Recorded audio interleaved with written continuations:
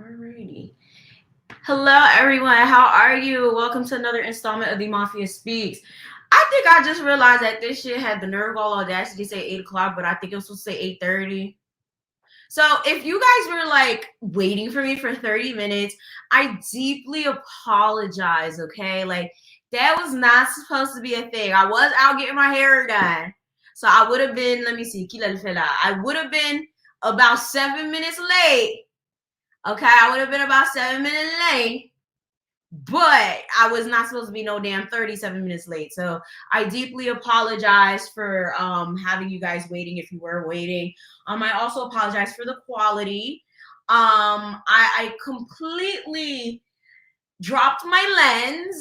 We could talk about that later. So sad life. I was trying to be extra. If you guys are not aware, I shake my ass on Instagram. I love to dance. And I said, oh, let's go for quality, okay, Yvana, let's go for quality. Let's take it up a couple notches. So I took my YouTube camera, my beloved YouTube camera that I say I do not take outside. So I tried to be a bad bitch. I went out with the camera. I said, boom, li frappe out there. That's just like, and the lens broke. Okay, y'all, it broke.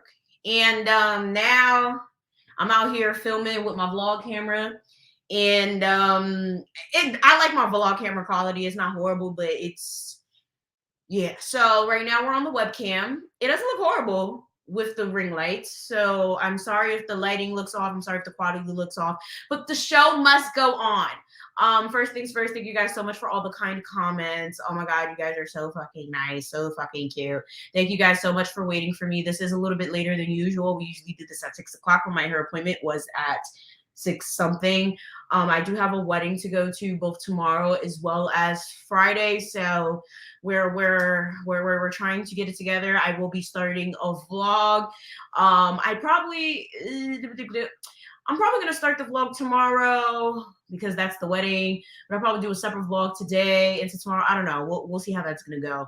So again, so sorry. I deeply apologize. Sincerest apologies. So for this, the Mafia Speaks, I don't know what I'm getting myself into. And I don't know what my assistant thought we were getting ourselves into. Usually she gives me a very good synopsis of what's going on. And if you guys are new to this whole Mafia Speaks thing, I usually don't necessarily read what's going on because I like to keep these authentic with my reactions and everything. And usually she's like, okay, this is about toxic moms. This is about school advice. This is about, I don't know, dick and pussy, whatever. This, I don't think she understood what was going on. So I might have to change the title later. I don't know. Mbako one sakapasila, right? So first things first, another thing, you guys are right here. I didn't connect my second monitor, which I should do right now. So when I connect the second monitor, since there's no camera connector, this quality is not that bad. The webcam is not that bad with the lighting. Maybe I should. Nah, I still like my camera better. But anyways, so my second monitor is right here, which is where the stories are going to be. Sorry, guys. Oh, wow. Now I look real.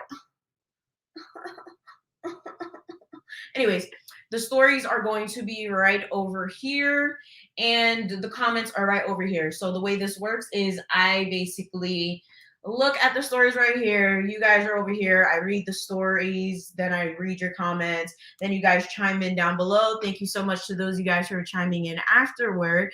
So let's get straight into the first story. Now, the first story is actually very, very short, and the second story is insanely long, kind of like we did last week. Now, another thing, if you guys would like to actually be on here reacting with me to these stories, you can also do that, but you have to be part of my Patreon. Doesn't matter what tier. But for this episode, no one volunteered, so this one's going to be just me. So, got my liquor. This is Grand Marnier. We don't drink cheap shit over here. Well, sometimes we do, but not today. Hey, Dahlia. So shout outs to the mods that are on here. Next case, first case. Try to be anonymous. All right. So, hey, the Mademoiselle. That's me. Let me stop. I just love doing that.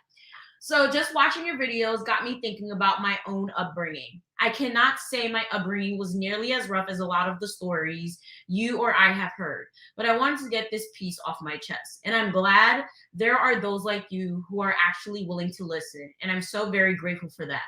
Anywho, both of my parents are separated and have been for many years. I'm 27 now. We're the same age. Okay. I spent time reflecting on my life as of lately, and I realized that growing up, my parents were perfect examples of what I didn't want to become when I got older. My father did a lot of get rich quick schemes in his life. Oh, I have a lot of people in my life that do that fucking nonsense. The whole get rich quick scheme thing is such an issue, especially when you have a family and you have kids. Like, get a fucking job and do your quick get rich quick schemes. Like, don't be out here doing your get rich quick schemes when you have a family to feed. Okay, that's so horrible. Like, I don't really understand this shit. What is wrong with y'all? Especially when it's like not even a stable situation. And plus, there's karma, okay? Things to get large amounts of money, mostly by scamming others. See, that's the karma. He's had businesses run that fell through because the paper trails always led right back to him. Not even a smart scammer. Sometimes when it comes to holding on to other people's money, it's not always safe if you have family in close proximity. My father would give my mother's phone number as contact info even long after they were separated. That's just fucking trash. People looking to my father here and there. It never turned into anything dangerous, but the potential for crossing the wrong people was always there. You know what? This actually reminds me of how my dad was a gambler is a gambler, and in order to feed his gambling addiction, because he would always run out of money because he would sit there and like use my mother's money for everything but the bills, he would sit there and borrow money from loan sharks. And it got to the point where the loan sharks would start knocking on our door and harassing my mom as well as his uncle, as well as my uncle, which is his brother, for the money.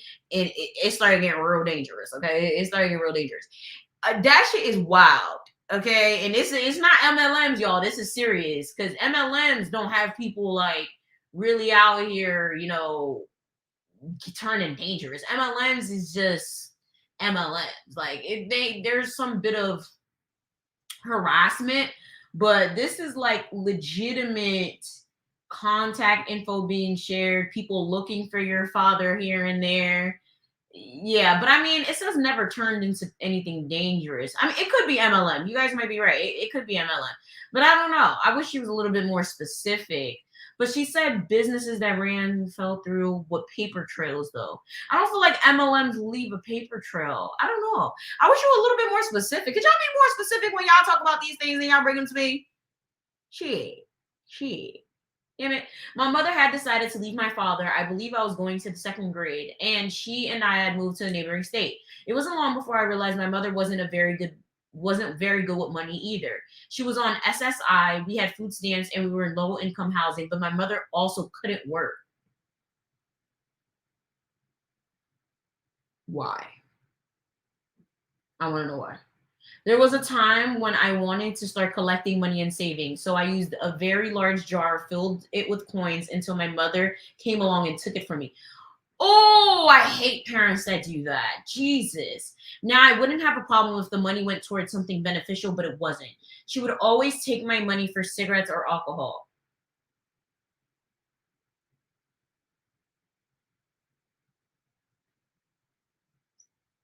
You took the child's life savings for alcohol and cigarettes. So your mom is a junkie. Sorry, I'm trying to be very respectful. And then your dad's a scammer. Now I see why they were together. We're the perfect two. Let me stop. I tried saving money a total of 3 times before I stopped. And when I stopped, she came to ask me why I stopped. Because you kept stealing it, B. What the hell? And all I could do was shrug, because I knew had I told her the truth, she would have said I had an attitude.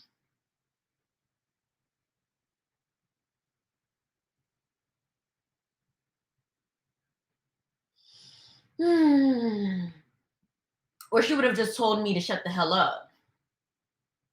You're right. The verbal abuse I would receive when she gets angry, especially when she would drink, was exhausting to say the least. Even now, I still cringe when she asks me for money because it never goes to anything useful. A lot of times it sucked because being the only one in the house with my mother because I couldn't get away. I have a lot of stories about the particular subject, but I just wanted to get this one off my chest first. Thanks for reading. I really appreciated this, and I really felt like you really needed to get this off your chest. This kind of sounds like my upbringing, except I can't even say my parents ain't steal my money because I feel like they did when I didn't know any better, and then I started knowing it. But then I started to know better because I'm a Capricorn, and if y'all know anything about Capricorns, we know our fucking money. Anything about an Earth signs, we know our money. Okay, they call us stingy. They say that we know money a little bit too much, but bitch, I can't count, but I know dollar signs. Okay, fun story. Fun fact. And I realized that a little bit too many people watch my videos that I don't know watch my videos, but honestly, I don't give a fuck, which I'm going to beat my ass. So fun fact, right? Like I said, I'm bad at counting. I failed math a couple times in life, but I'm still here though. I still got 2 degrees, bitch. They didn't pay me to learn how to count, but I got my degrees. Okay, I got my degrees. Fun fact, right? So boom. When I was in college, I was on student government. And you guys are probably thinking, okay, Yvana, you love social media. You was probably public relations. You were probably the president, bitch. No, actually, I was financial chair. Okay, I was the treasurer. And you guys are probably like, bitch, treasurer. Like I said, a bitch can't count, but a bitch know money. And funny enough, when I first got that position, first thing I did, of course, is look at all the accounts on campus. I looked at all of the spending with student government, and I looked at all the spending with all the organizations. And I was so confused because I'm like, now, this is the thing. I had gotten that position like legitimately in the middle of, I'm not going to say middle of the semester, like kind of like maybe a month into the semester because I didn't originally run. I don't remember why. It was something that had happened. So I had to run like as soon as the semester started, and then I got the position, right? So what had happened was as soon as I got the position, I already noticed there was money missing. I didn't even have to count.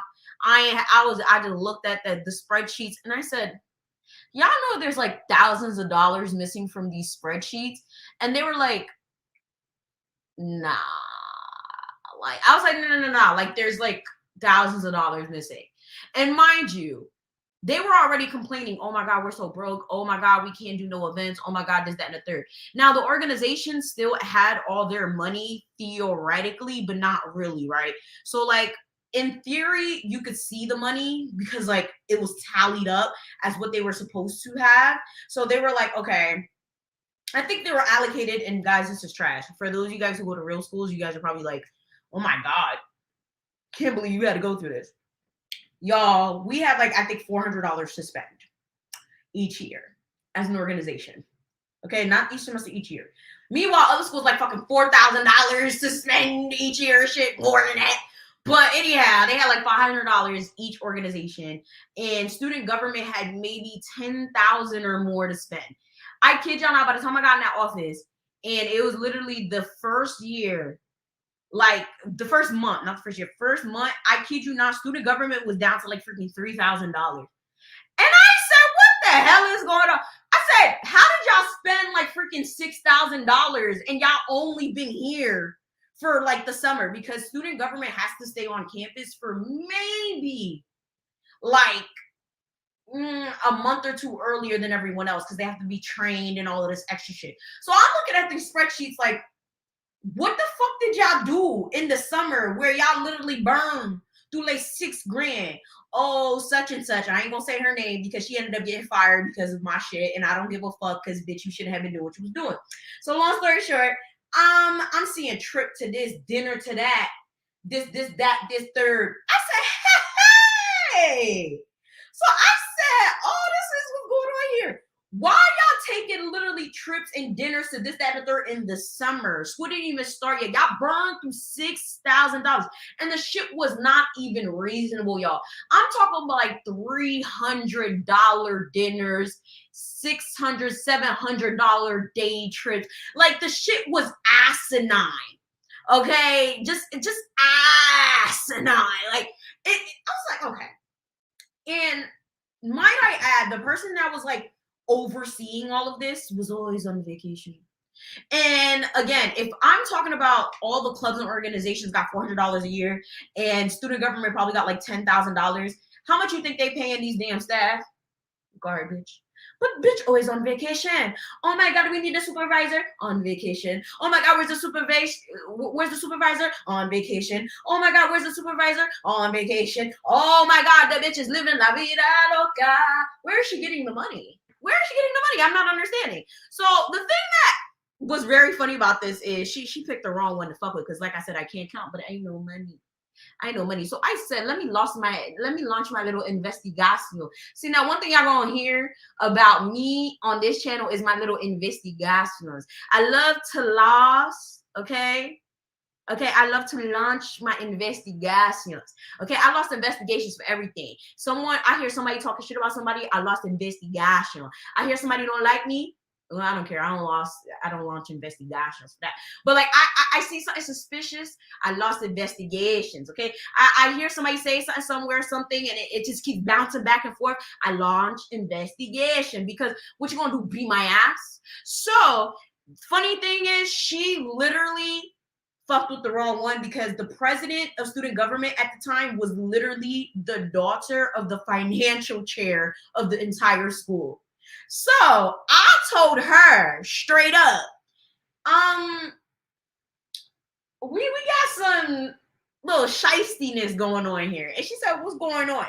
I said, so y'all spent $6,000 on a bunch of food, and trips in literally about a month and a half to 2 months. And now y'all only have $4,000, which means you guys literally can't do anything. And theoretically, you're telling me that all of these orgs technically have $400, but technically they don't, because this money is not physically here. So she's looking at this, and I'm looking at this, and we launched an investigation.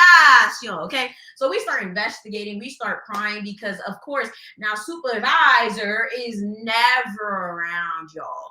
And how the fuck are you always on vacation? How the fuck are you never here when they don't pay you shit? Okay, they don't pay you shit. The school practically always, let me not even say that, but like I said, the school don't pay people. You always on vacation. There's money missing. We putting 2 and 2 together. Okay, 2 plus 2 is not 86. But at this point, it is. So we're like, all right. By the end of the year, let's just say sis resigned.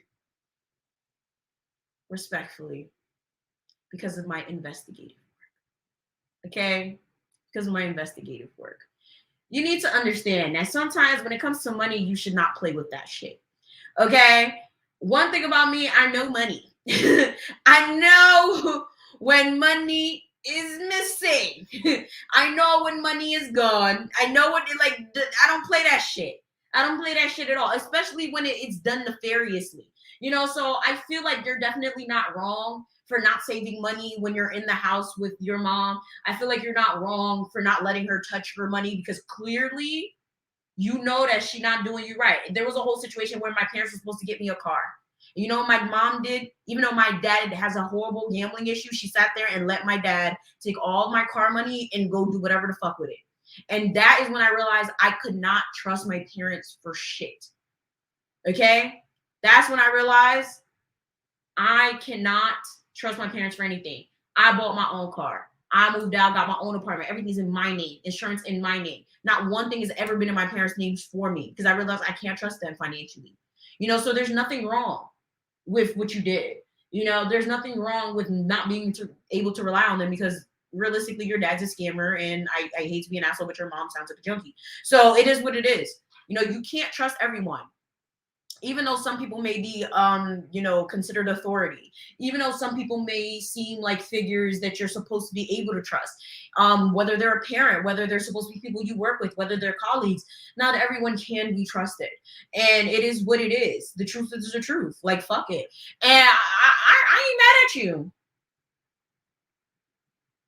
And like you said, your mother would have came at you and said you had an attitude. She probably would have told you to shut the hell up. And then next thing you know, it's a fight. Next thing you know, it's a problem. The other day, I had to launch a family investigation, and my mom was talking about I'm pheasant.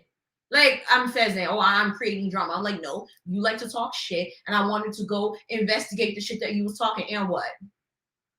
Case closed. Case closed. But I'll tell y'all that after the live, because that's a whole nother story for a whole nother time. So, we're going to go into the very long story. Do you guys need a break?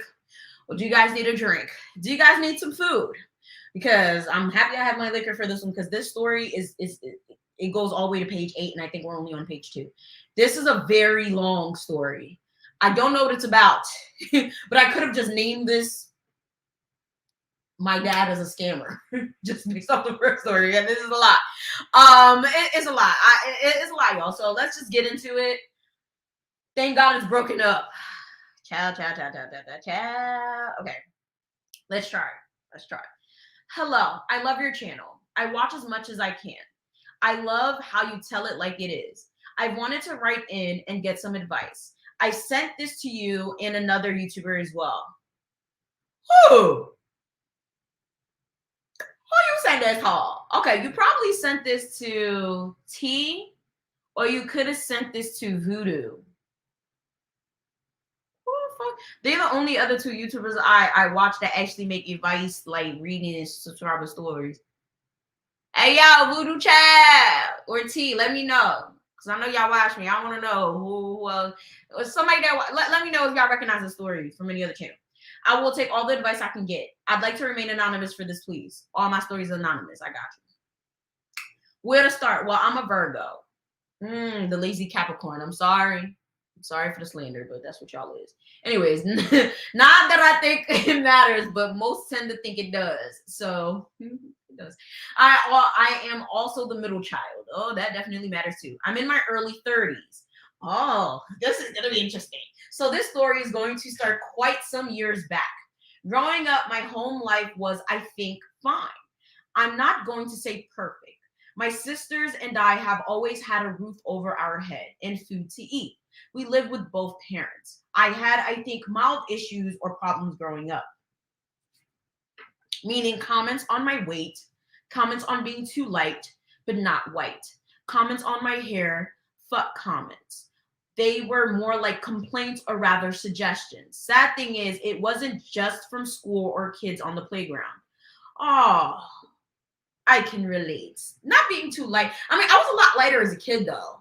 I'm happy I kind of darkened up. I got my little melanin popping out. But I was a lot lighter as a kid. So, I feel you. All right. On my street, growing up, we lived around mainly Hispanic and Portuguese people. Sound like Elizabeth, depending on the area. But not a lot of children. Wait, what? There were kids, but it seems that most nationalities don't like their kids to play with others who are not the same nationality as them. That is racist. Or at least that's how it seems where I grew up.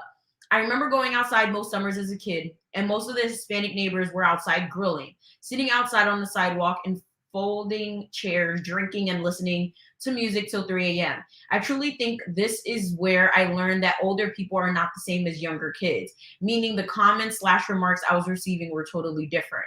I think I'm a very friendly person, and I used to love going out to make friends and having fun.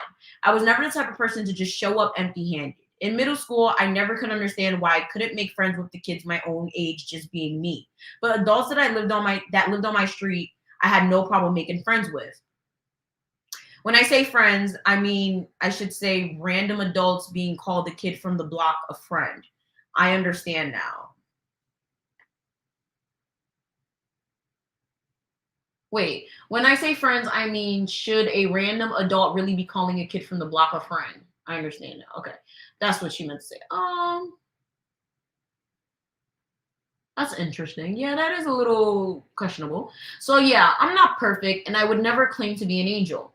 In middle school, I used to swipe wine coolers and fruits from home and take them to school with me.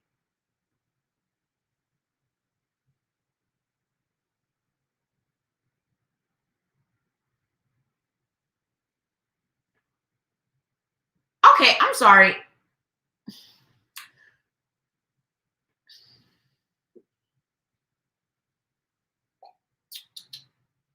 Giza?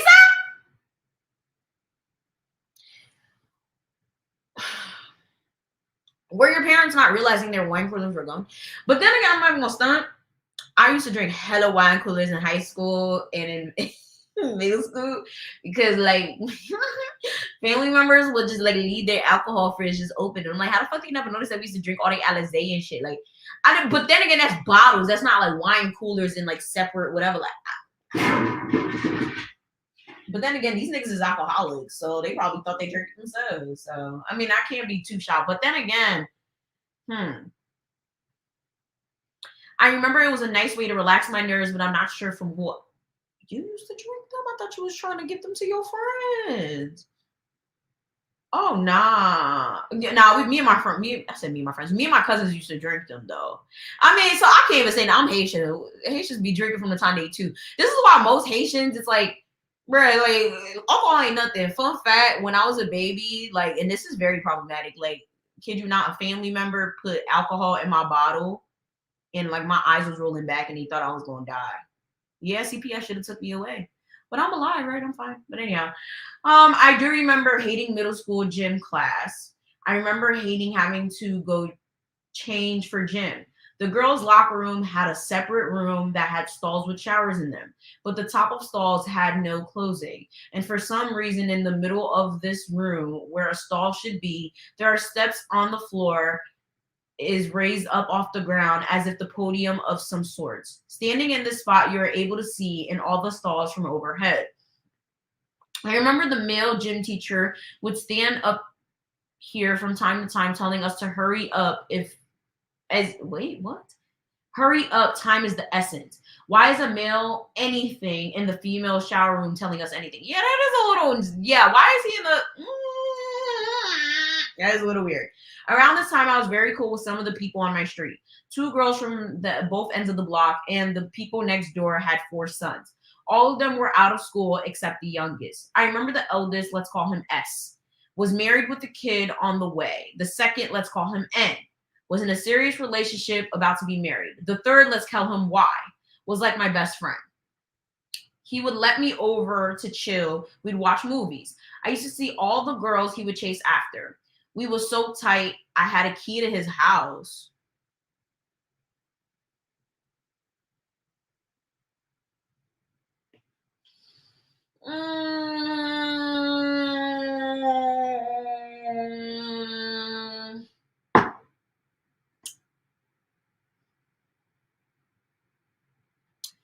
The whole key to the house thing is very weird. I've had friends give me the keys to the house and I've like never used it, but I'm like, hey, if you want to be this trusting, that's fine.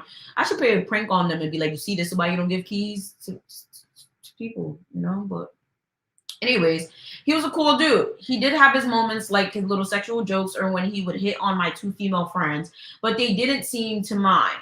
Now, looking back at it, some things he did were just not right. I was young and didn't think much of it, but I remember 8th grade, end of the year, and most kids would... Wait. You were in 8th grade having the key to one of your friends' houses? How do you even know? I don't even want to know.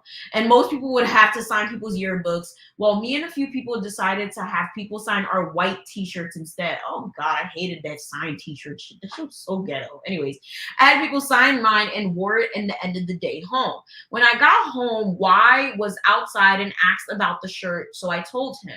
He said he wanted to sign my shirt as well. I remember giving him the marker to sign, but I did not expect him to full on grab my boob and outline his hand. And what did you do? You see, the first thing right there is, the first thing I'm going to teach my kids straight up is someone touches here or here, you do this. I don't give a fuck. I will come and I will talk to the school. I will come and I will bail you out by any means necessary. Because you do not let anyone touch any of your private parts. If anyone kisses you and you do not want it, you hit them. I don't care. Because what the hell? This shit don't make sense. This shit don't... How you gonna put your hand on somebody's boob and outline it? Huh? The first thing you need to teach your kids is do not touch private parts. Someone touch you here or here, no. Like literally just no. I don't care what it is. You think you're going to get in trouble? You not. Because I don't care. I'm CT Land. I don't care. Sons and daughters. Son, daughters, dogs, cats, everybody. You guys, someone touch you here? Attack. Attack. Attack. Like all of that. All privates. Okay? You hit. No questions asked. You're not going to get in no type of trouble. You're not, because I'm coming. Mommy coming. Mommy coming. I'm coming. Like, you need to, because this shit don't make no sense. Hey.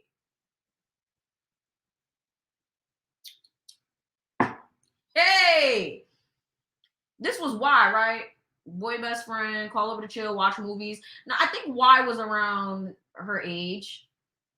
I mean, no, the eldest is S. The second was N, was in serious relationship, about to be married. The third is Y.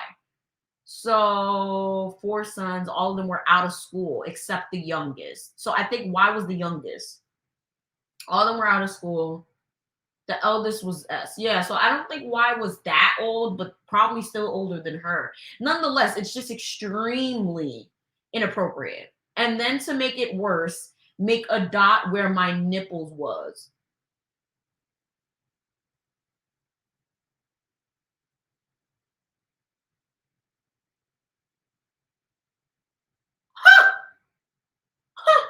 That shirt was never seen again. Yeah, burn it.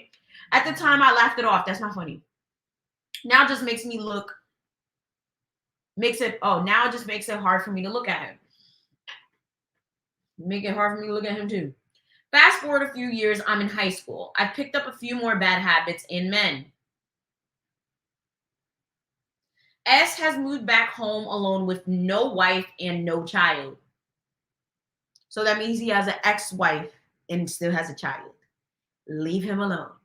That feels like, I feel like I'm about to hear a bad story. Starts to talk to me more, and he gives me his number. If for any reason I can get a hold of Y, feel free to hit him up. Why would you want to get a hold of Y when Y sexually harassed you, putting his hand on your titty and outlining it and putting a dot in it? Make it make sense. Get Momo. Well, I'm cool with your brother. And I know the rest of your family. So I really, oh my God. So I don't really think much of it. We start texting here and there, and I confide in him about things going on in my life and current relationship. For what? For what? S finds out that SI? From time to time, what's that? I'm sorry. What's SI? Can someone tell me what SI is? I'm sorry. Can someone tell me what SI is?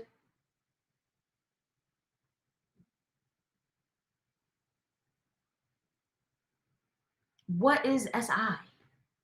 Like SI from time to time? And he seemed like he really cared. Said anytime I felt like I was going, self-harm maybe? I don't get it. Said anytime I felt like I was going to do that, I should call him first or come over. Fast forward to last year of high school, end of the year, me and my man have broken up. I feel like this is about to be a bad ending. But I'm okay. I have friends that care in the family. But I can't shake this feeling or my thought process. So I became depressed and still drinking, but trying not to SI. What the hell is SI, y'all? Like, okay, I think it is self-harm. What the hell? Girl, hold up. This thing just popped up on my damn screen. I need to get rid of it. SI. Oh, self-infliction. Okay, so it is self-harm. All right. First of all, this is something that I need y'all to understand, right? And I need y'all to understand this like vividly. No relationship, no matter how hard it hurts, is okay to self-harm yourself over. I understand it hurts to literally go through a breakup. Trust me. I went through plenty. I've had people cheat on me, shit, whatever the case may be, but understand, like, if ever it's a point where you really feel like self-harming yourself, the relationship was never worth saving in the first place. That means you were in a very, very bad situation. You know, like, it means that the situation was very bad in the first place. Like, I'm very, very sad for you. That must have been a really bad relationship if you really felt like you had to self-harm yourself to feel better. Like, I really hope that you're in a better place. This is really sad. Like, this is really sad for real. Mm-mm-mm. Woo! All right, so, but I'm okay. I have friends that care in the family, but I can't shake this feeling or my thought process. So I became depressed and still drinking, but trying not to SI. So I do what I was told. I call S. And he says he wants to take me out to eat in a movie to get my mind off of it. No. So no. No. I didn't realize out to eat was picking up Pizza Hut and a movie was to be watched at a motel. Oh, he's trying to fuck. Oh my God, let me tell you this right now. Game, because I fell for the game before. Game, because I fell for the game before. Don't you ever take a date where it's takeout. Don't you ever go on a date in a motel unless it's one of those things where you guys are already kind of like established and you just want to fuck somewhere. Like, I kid you not. If it's a first date, if it's a first encounter, if it's like one of those situations where like you guys are like first meeting up, don't go to his house, don't go to a hotel, don't go to a motel, holiday inn, don't do none of that. Because the end game is to fuck. He's preying, yup, right here, Dom. Yup, right here. Preying on a vulnerable girl. He sees that you hurting. He sees that you're going through something, and he sees, okay, yeah, you at your lowest, you about to give me the goods, okay? Nothing's better than a vulnerable cootie. Okay, a wise man once told me, well, not wise, because I mean, yeah, but nothing's better than a vulnerable cootie cat. Okay, don't you ever in your life, okay? If it's takeout, if it's not out, like literally, if the person's trying to take you out but not take you out, just don't go. Okay, that man needs to literally take you out. If you have to beg to be taken out, if you have to like literally like complain or bring up like, oh, are we not going here? Even if it's Applebee's, take the fucking Applebee's, okay? Do not accept a man taking you to his house for the first date. Do not accept a man taking you to a hotel, a motel, or anything like that for a first date. It's absolutely not a good idea. Like, and honestly, I'm trying to understand what the police or the parents are too. I'm not understanding. It's sad and it's crazy because when you're going through a breakup, either you're really really lonely and you're very very vulnerable, or you just down for whatever. Because a lot of people, they just on the rebound, but in this case, this is like the brother of someone that you kind of previously kind of had like some sort of history with. So I don't understand why you would even entertain this at all. Like, I think maybe you thought that he was really gonna be an open ear for you, but like, yeah. Nope. Woo! Especially the motel. At least take me to a hotel. Take me to the Radisson. Shit, something. Anyways, red alarms run off in my head, but I'm stuck at a motel with no way home. About to get Uber. Bitch. Oh, find a way home. Taxi. Uber. Something. That day, we watched soccer on a bed in a motel eating pizza, and he kissed me once. What? Playing with your head.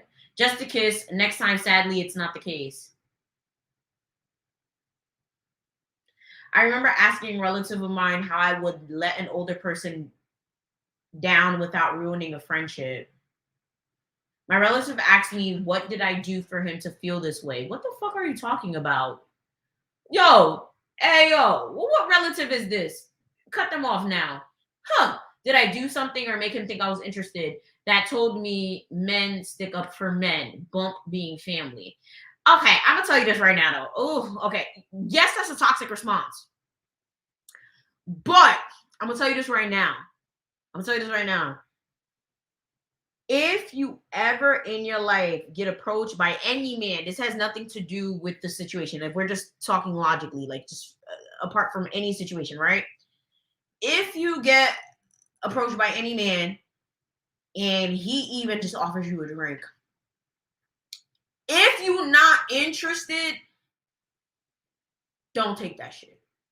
Unless you feel the vibe. There are some men out there that will just buy you a drink for the fuck of it, though. Like, because I'm in a whole relationship, but like there's times where I'm with my friends and men just buy me drinks because I'm cool people. They're like, yo, you cool as fuck. Let me buy you a drink. That's whatever. But if you literally feel like the man is flirting with you, the man is insisting, like, yo, let me get your number. Let me get your number. Oh my God, you cute. Let me get your Instagram. And then they're like, oh, y'all, all right, let me let you buy. Let me buy you a drink. Don't take that drink. If you feel like there's an ulterior motive behind that drink, don't take it.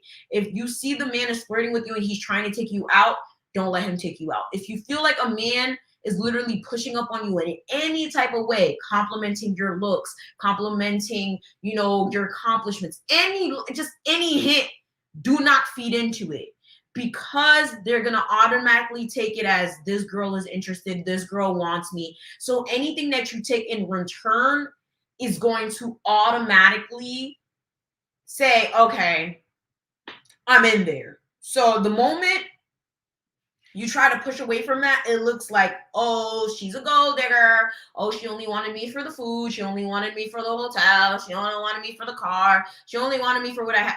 I don't know why it is that men think like this. I guess if I'm thinking like a man, it's logical, because it's like, if you didn't want me, you should just shot me down. But then again, they get mad and they try to kill us when we shoot them down.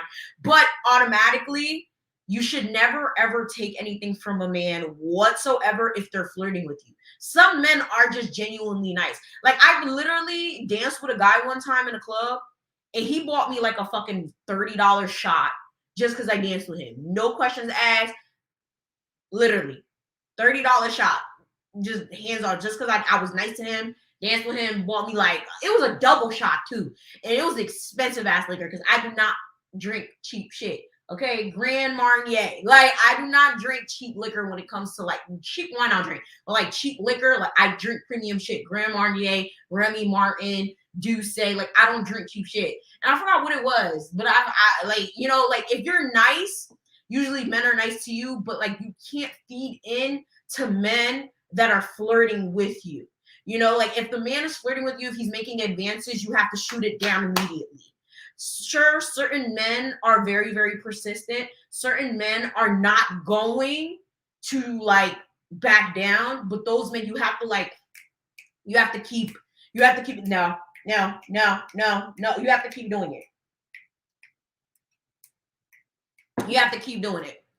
Now, if you're in a situation where you're just at a bar by yourself and a man just sends you a drink, say thank you, leave it alone, shoot it down. Someone wants to pump your gas, sorry, no thank you, leave it alone. Someone wants to just, give you something nice, just whatever. But do not sit there like, it's hard. It's hard to explain, because sometimes you don't want to be an asshole, but at the same time, if you know you're not interested, you can't take anything, because you end up in situations like this. Men will always stick up for men. I understand what you're saying, but at the same time, men are automatically going to think, as soon as you do shut them down later, oh, well, you're using me for my shit. That's what it is. And plus, I also understand that a lot of us, like girls especially, like, we don't know how to shut men down. A lot of us have social anxiety. A lot of us are genuinely scared because men be trying to kill us. And a lot of us just are very nice. Some of us are like, we in our glow up phase, right? We've never been pretty, okay? Or we never had that confidence. So when we have a glow up moment, when we feel really confident in ourselves, and any man comes at us, we're like, oh my God, I'm pretty. Oh my God, I'm cute. Oh my God, you want to buy me a drink? Oh my God, you want to take me out? So, like, we just say yes to anything. Stop doing that shit. Stop doing that shit. Okay? Stop doing that shit. Okay? Because that shit is very, very dangerous. Not every man is okay. Not every man is safe, and not every man has your best interest at heart. So just a word of advice for some of you guys, So, all right. Close to a month after graduation, one of my friends said that I grew very close to, who lived in another state, was sending me messages of ending his life. Trigger warning? Sorry guys, trigger warning. Please send trigger warnings with these things, because what the hell? I'm sure I cracked and lost it that day, because I knew he wasn't joking and I didn't know what to do. Call the police. Listen, if anyone ever hits me up and says I'm thinking about, like, literally ending my life, I call the police, because I'm not fucking playing with shit like that. I've had self-harm situations. I've had friends that have committed self-harm and literally succeeded. I don't play with that shit. And I don't like people who play with that shit. I don't like people that sit there and oh, I'm going to end my life. No, I'm gonna call the police. I don't have time for that shit. Because no, if you're really serious, you need legitimate help. And I know there might be some people that feel some type of way about that, but like, why would I be sitting here? First of all, why would I want to be an accomplice to that? I knew that you was gonna do it, and the next thing you know, I'm at the funeral and people know that you hit me up before. No, I'm calling the police. I'm getting you help. Don't hit me up. Don't hit me up. Don't hit me up because I'm calling the police. I'm calling the police. I don't have time for that. Like, I don't, what do you mean you don't know what to do? There's hotlines for this. There's the, what do you understand? I don't understand. I never heard from him since his, what? I never heard of him since then, I think you meant to say. And it haunts me till this day. This is what started my binge drinking July 3rd, 06. This was not enough to relax me, and my mind kept traveling to SI. All I wanted was to see red. What? What's red? But I was trying very desperately not to. So over to see S. Why are we still seeing S? I go like I have time and time again. I didn't know today was different from the rest. I didn't know that today was the day you would take it too far.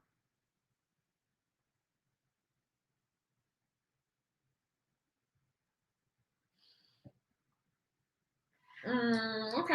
All right. We're going to take a little break right here. Let's look at some of the comments. Yeah, this right here. Yep. I don't care. I've done that to some people because there's people that like to play with self-harm a little bit too much. Oh, I'm going to die if you break up with me. 911. There's someone that is threatening to take their life at 123 Elm Street. Yes, their name is Bullshit Lane.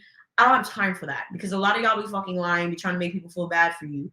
I don't have time. Don't fucking tell me shit. Okay? Don't tell me shit. I'm gonna get more. Woo, child. Emotional manipulation at its finest. How are you gonna assault someone? Child, that's how they be. They be damn narcissistic as hell. I'm gonna die if you leave me. Movie then. Die. Like, come on now. I'm no expert, but I feel like if someone actually does it, they don't tell anyone. I've been emotionally manipulated because someone told me they would hurt themselves for. Same. Now that's why I said I'm calling the police. And they'd be like, no, wait, I just need you. Yeah. So you just need me? Say that shit again and I'm calling the police. Say that shit again and I'm calling the police. I don't have time. I don't have time for people's goofy shit. Like, that shit is just so sad because there's people out there that are really struggling. There's people out there that are really going through something and you're sitting here using that shit to manipulate people. Like, are you fucking kidding me? Like, are you fucking kidding me? Like, I literally have friends that have literally, like, lost their lives. And, like, nobody knew what was going on. Like, that shit hurts to this day. I don't think I'll ever get over it. So it's like, for you to sit there and be like, oh, if you break up with me, I'm gonna die.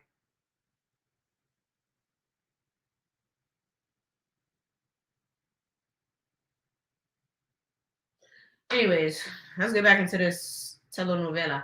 All right. I went over and poured my heart out, confiding you as a friend. We were in his room watching Nemo, laying down talking. I started to cry, and I remember you tickling. Okay. Oh, I think this is like a letter to him. Okay. And I remember you tickling me to try and cheer me up. I remember you telling me how much of a pretty smile and lovely light brown eyes I had, I think she meant to say. I remember you kissing me, and yes, I kissed you back. I also remember you telling me, no, we should stop, and I wanted to go home. But that wasn't what you had in mind. Now, all I think about is the flowered comforter and the smell of Old Spice zest soap. There's an Old Spice zest soap. Anyways, now all I think of is your sweat dripping on my body as I'm pinned underneath yours as your grunt pant like a dog as you tell me how great I feel as you repeatedly try to plant your slobbery lips on mine.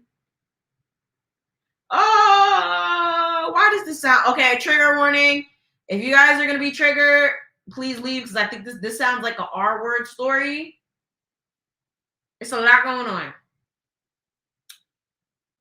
There's a lot going on. So if you have to leave, please leave now. I'll see you for the end of the story. It's a lot going on. It's a lot going on. Wow. I hate that I froze. I hate that I didn't scream or fight harder. I hate that now whenever I see a male without a shirt on, the first thing that pops in my head is your hand trying to force my face down your sweaty body down to your member. Okay. I thank God that you didn't make me go down on you, but you tried very hard. I remember when it was all over and done, how you wouldn't let me leave at first. I know I cut a lot out that night. For a whole while, I wouldn't go outside. My dressing changed. I wore long, baggy clothes. I still hung out with my friends, but I was jumpy and nervous, and I hated being alone with males. Hold up. So did the full R word actually happen or not? Maybe it did. I'm just guessing, or was it just a? I think so. So I think it's safe to assume that. I told one of my cousins, but that was it for a while. I no longer went over to Y's house. I haven't even heard about Y for a long time. I mean, you're fucking his brother before, right? Because okay. Am I confused? It sounded like you had sex with S before, and then you were talking to S about Y, but then you started messing with S anyway. But then now this time, this did not sound consensual. Maybe I'm not necessarily grasping it, but that's what it sounded like. But I completely did not understand what's going on with Y, because I thought Y was done with. But anyway, I no longer went to Y's house. I no longer wanted to be outside on my block. Y asked once, and I kind of hinted towards his brother, but he says he thought I was saying we had a disagreement. Now my mind is stuck on the situation that has taken place, and that's all I can do. It's like a movie that repeats over and over. I swear I feel at times he's still on top of me. I hear him pleading for me to not leave him like this. I feel dirty and disgusting, and my mind keeps taking me down dark roads. I guess at the time I thought the best thing to do is keep busy, so off to find me a man. I guess I figured if I was with someone, this would take up my time, or I wouldn't have time to let my mind wander off there. I don't know why I thought this, but on to the next relationship I go.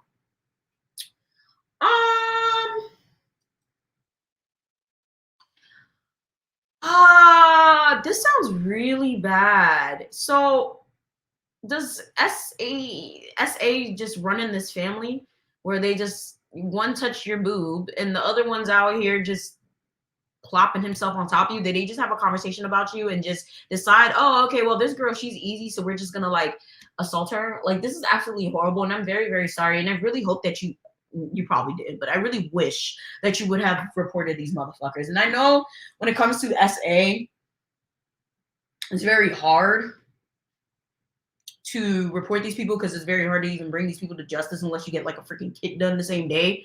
So I don't understand. Like, this shit just runs in the family with these whole ass motherfuckers. Like, they're just trash. They just real trash. And then on top of that, S had a whole wife and kid. I'm still on that. How old was S when he was doing this shit? He should have known better.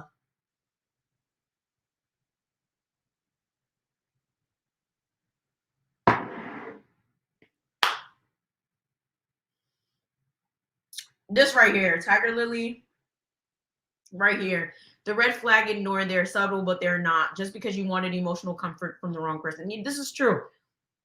That's a big lesson that all you guys can get from this. Don't ignore red flags. Do not ever ignore red flags. This is bad. And was not mentioned yet, Catherine. Not at all. This don't make sense. And I feel like, let me just tell y'all this right now, right? When it comes to finding comfort, okay, whether it comes to male or female, y'all need to understand not everybody's your friend. You can't just go blabbering your mouth off to everyone. You can't just go around saying everything to everyone, because one, some people love your misery. Okay, some people go around telling your misery around like it's a fucking telenovela. Some people go around telling your business like it's their own, and some people genuinely don't give a fuck about you. And this story is representative of that. And some people just want to use you for their own personal gain. They saw your vulnerability and they used that. And it's crazy because they're both from the same kin and they both seem to SAU. Now I'm about to look into that. Is there like a fucking like SA gene? That might sound crazy to some people, but there seems to be a gene for everything else. So I was like, is there an SA gene? Because how is that possible that they both did that to you? There had to be something. Like, they had to have talked about you. There's no way. And they're definitely not your friends. Okay, they're not your friends. Okay, S and A are not your friends. They're not your friends. They're not your friends. I really hope you stayed away from these motherfuckers after this. I really hope, because clearly I'm very sure you didn't report them. They're not your friends at all. You know? And you really need to do some deep soul searching. This is not okay. This is not okay. Why are you seeking solace into these men? Where's your female friends? Where are your girlfriends? All these male friends are clearly trash. What the fuck is you like? I don't understand. And I know this whole idea, I can't deal with females. That's a toxic trait. Okay, between the females that say this shit because, oh, females are drama and the girls that are the fucking drama, this is a problem. We need to get some fucking female unity, okay? Between all the races of women, okay? We need to stop this bullshit of, oh, women are drama and men are easier to get along with. No, they're fucking not. Because that shit like this happened. A lot of men be really sitting here preying on this shit. This is the shit that comes out of the whole women are too much. Women are problems. This is what comes out of that. Y'all know that, right? Well, y'all going around bashing your own fucking sex, your own gender. This is what happens. Men prey on that shit. Men sit there and they're like, oh, okay, well, since they can't be friends with their own, you know, clearly we can use that to our advantage. We can abuse these women as much as we like. Y'all need to stop this shit. They're surely, since you think that you're so perfect, there's some other perfect woman like you out there. Okay? And it's crazy because I ain't shit. Y'all see the way I talk. If I could have as many friends as I do, there's no way you're telling me that y'all can't have no damn friends. It just doesn't make sense. You know, it doesn't. There has to be something going on here where like a lot of us can have friends. You know, like it's not that difficult. We have to do the inner work. We have to go to therapy. We have to do something about this because this is not okay. This is not normal. You know, it's not okay. It's not okay. And no, she wasn't a child. This happened in college. If you guys weren't listening to the story, this happened in college. But anyways, so November 2806, me and a friend of mine start dating, and I'm drinking even more now. If this is possible. What the hell? So technically you're an alcoholic. I suggest AA. Just saying, if this hasn't stopped. But I'm working now as well. My boyfriend is on his senior year. Everything seems good except for the anxiety when I'm home. Because all I think about is S. Next door. And when next door? Why is he still next door?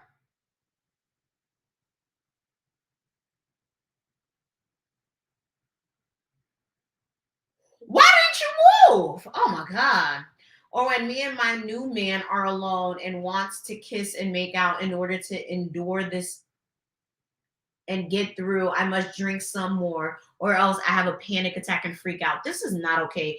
You need some intense therapy. Some very intense therapy. And then I have to try to explain, but I don't really know how or what to say. Wait. Wow, this is another thing I have to tell you guys. If you guys have a very, very traumatic experience, especially one that's very, very serious and sexual, if you really care about the person that you're with after the sexual experience, you have to tell them what's going on. If you don't really care about them and this person is just a rebound or just a fling or just to get over something, not necessarily. But if you're going to have panic attacks and freak out every single time you have a sexual encounter with that person, you kind of have to tell them. Because they're going to be looking at you like you have some sort of cognitive issue. You have to. Because now you're kind of impeding on their experience and they're going to take that and live with that, either thinking there's something wrong with them or thinking that there's, of course, because we're humans, oh, what's wrong with this black woman? Oh, what's wrong with this Hispanic woman? What's wrong with these Indian bitches? Whatever the fuck. Okay, they're gonna take that because we're humans, okay? And we internalize our problems regarding whatever it is that is external, okay? Oh, these black men, what's up with them? Oh, these Hispanic men, what's wrong with them? You have to tell them. But then again, it does depend on how serious it is with them. But then again, that's not necessarily fair, whether you're serious with them or not. I feel like people shouldn't be getting in relations with people if they're not serious. But regardless of the fact, you should genuinely be upfront with people if you're going to be having panic attacks due to trauma. You should tell them at least a little bit, like, hey, I was assaulted by someone. This is why when we get intimate, I freak out. Just that. You don't have to tell them the whole story. You don't even have to get in details, but you should say. Okay, you should just say something like, hey, I'm not comfortable with this because I had a traumatic experience. That's it. That's it. That's it. That's it. That's it. And yes, some people may leave. Some people may feel, I'm not comfortable with this. I don't want to deal with this shit. This too much. But if that person leaves because of your trauma that's out of your fucking control, understand that either A, that person's not for you, or B, that person might be right. Because at the end of the day, I always say this, what happens to you, out of your control, but it is your responsibility as an adult, because if you're an adult, like over the age of 21, I would say, it is your responsibility to get help for your problems. You cannot be sitting there mad, bitch, crying, complaining, depressed all the time, and moping around and not do nothing for your issues. Okay, you have to do something for it. You can't just be sitting there mad at the world because this, that, and the third happened to you, right? So you have to do something for it. You know, you have to like put forth the effort, go to therapy, do the inner work, yoga, whatever, meditate. You have to do something. You can't just be sitting here damaging other people because bad things happen to you. You can't do that. It's damaging other people's lives, and then you're literally putting on the trauma on other people. You know. Ooh. Sorry, y'all. So like you can't do that. So like it's a double-edged sword. So I kid you not, I've literally had people before I was in my current relationship tell me, "Oh, you're bipolar." Yeah, I don't want to deal with that. Swear to God. Was it sad? Was it depressing? Was it hurtful? Absolutely. Did I deal with it? Absolutely. And I was like, "And your breath stink."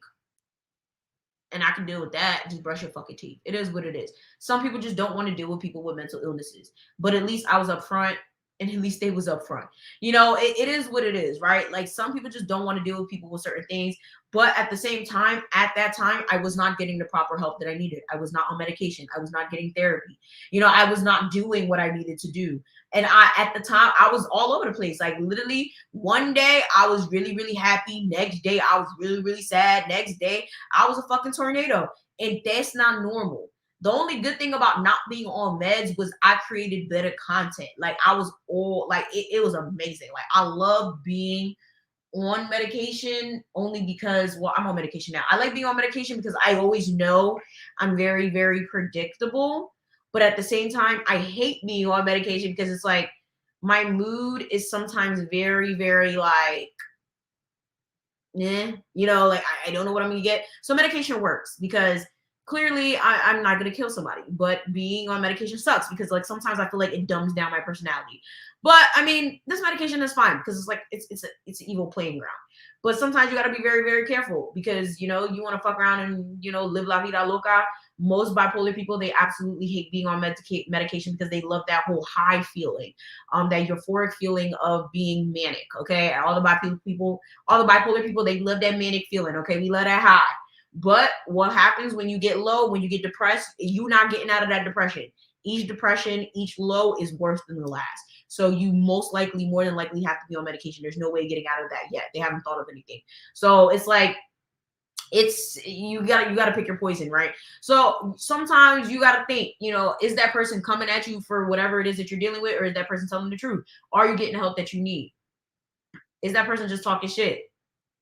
You gotta see it for what it is, you know. So and also you have to understand that medication is also a long-winded process. I think it took me about 2 to 3 years to find the perfect medication for me.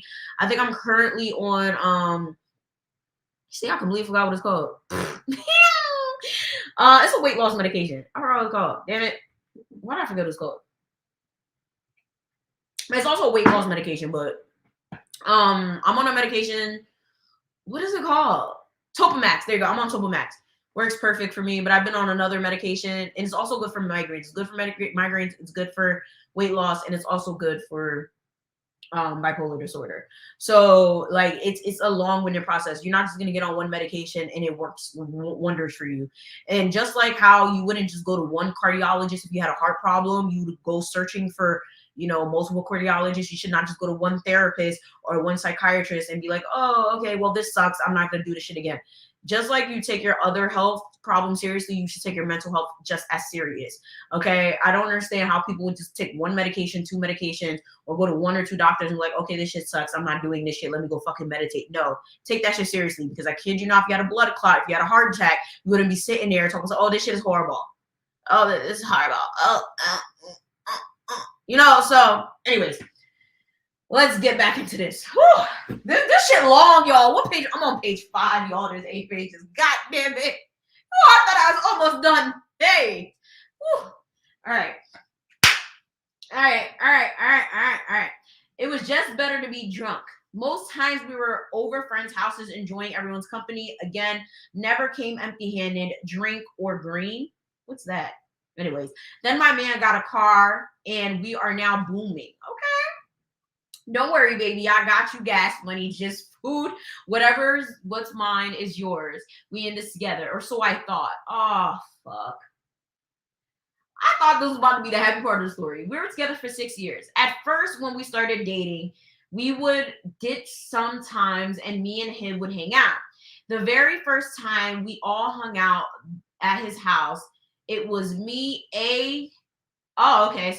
It was me, his brother, and his brother's girlfriend. So, okay, me, his brother, okay, 4, okay. ADHD kicking my ass, y'all. Oh, excuse me. I have to mention this. The first time over their house, and supposedly as a joke, A takes out a shotgun. Well, there goes my monetization. And holds it to the back of his brother's head, and they both giggle. That's not funny. That is not funny. Biggest red flag I ever missed. Yeah, seriously. Most times when it's just me and A hung out, we would want sex. Wait, what? Wait. I'm sorry. Me and A just wanted sex. Wait, what? Most times when just me and A hung out, he would want sex. Sakila!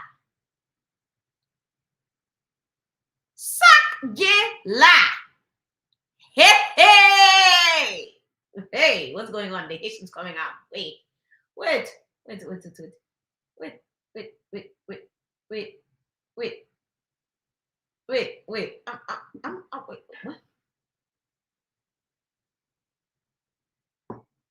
Okay. Oh, A's your boyfriend, right? Okay. Oh, okay. A's the boyfriend, y'all. I was so confusing. This is confusing, right? Okay, A is the boyfriend, y'all. Because I was like, what the fuck is going on? So it's her, A, which is the boyfriend. Wait, y'all. Okay, so it's her, A, which is the boyfriend. The brother and the brother's girlfriend. There you go. Child, I was confused. Oh, I had to in my head, y'all. I was like, what the fuck is going on? I was like, wait, you trying to fuck the brother, bitch? Okay. I truly believe in my mind at this time. I thought if I was to sleep with him, then at least it's on my terms. And I have a say. Wait, hold up. Y'all was together for 6 years and y'all ain't fuck? What kind of take me to the king is going on? Let me stop. Maybe that's possible, but I believe somebody fucked somewhere. I'm not saying somebody cheated, but anyways. I already lost my V card when I truly wanted to wait for marriage. That cannot be my first experience. So this would somehow erase that because this one I want. Yeah, pretty much. If you've been S8, that's not necessarily your first experience, even though some people still count it. I necessarily don't. Unfortunately, I still had to drink in order to get over this uneasy feeling I'd get in the pit of my stomach whenever we would get a certain point or if he said something that made me flash back to S. The drinking intimate game lasted the whole relationship. My man then, let's call him A. Well, we already been calling him A, right? Is a Scorpio. Oh, they highly sexual. That sex about to be bomb. Anyways, says that he has a high sex drive. How you got a high sex drive, but y'all been together for 6 years and ain't nothing happening?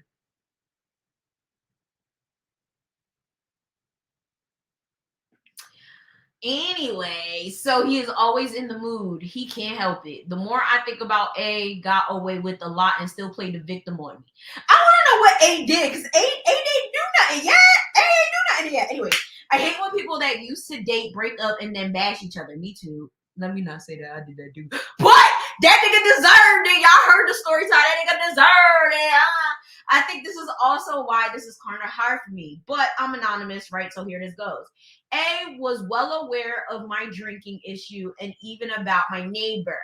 A would constantly bug me all the time to give him special attention. A would pick me up and head to the liquor store and then to his house or to a friend's house to chill. I found out later that A would go around to our friends and cry to them on how he never got any from me and how he needs to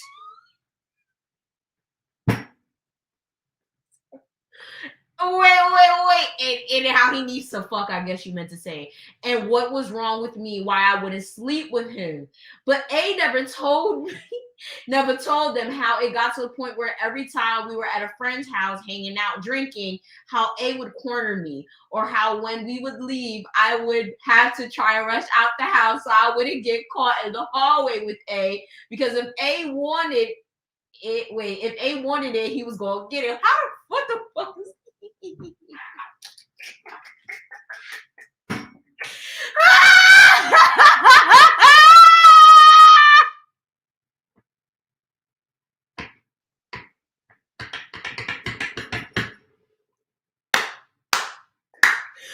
woo. Take a shot for me. Oh, not you throwing air in the bus like that. Oh shit.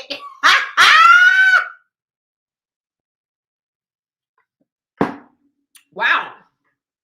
I can't believe you. You had to get that shit off your chest. Woo.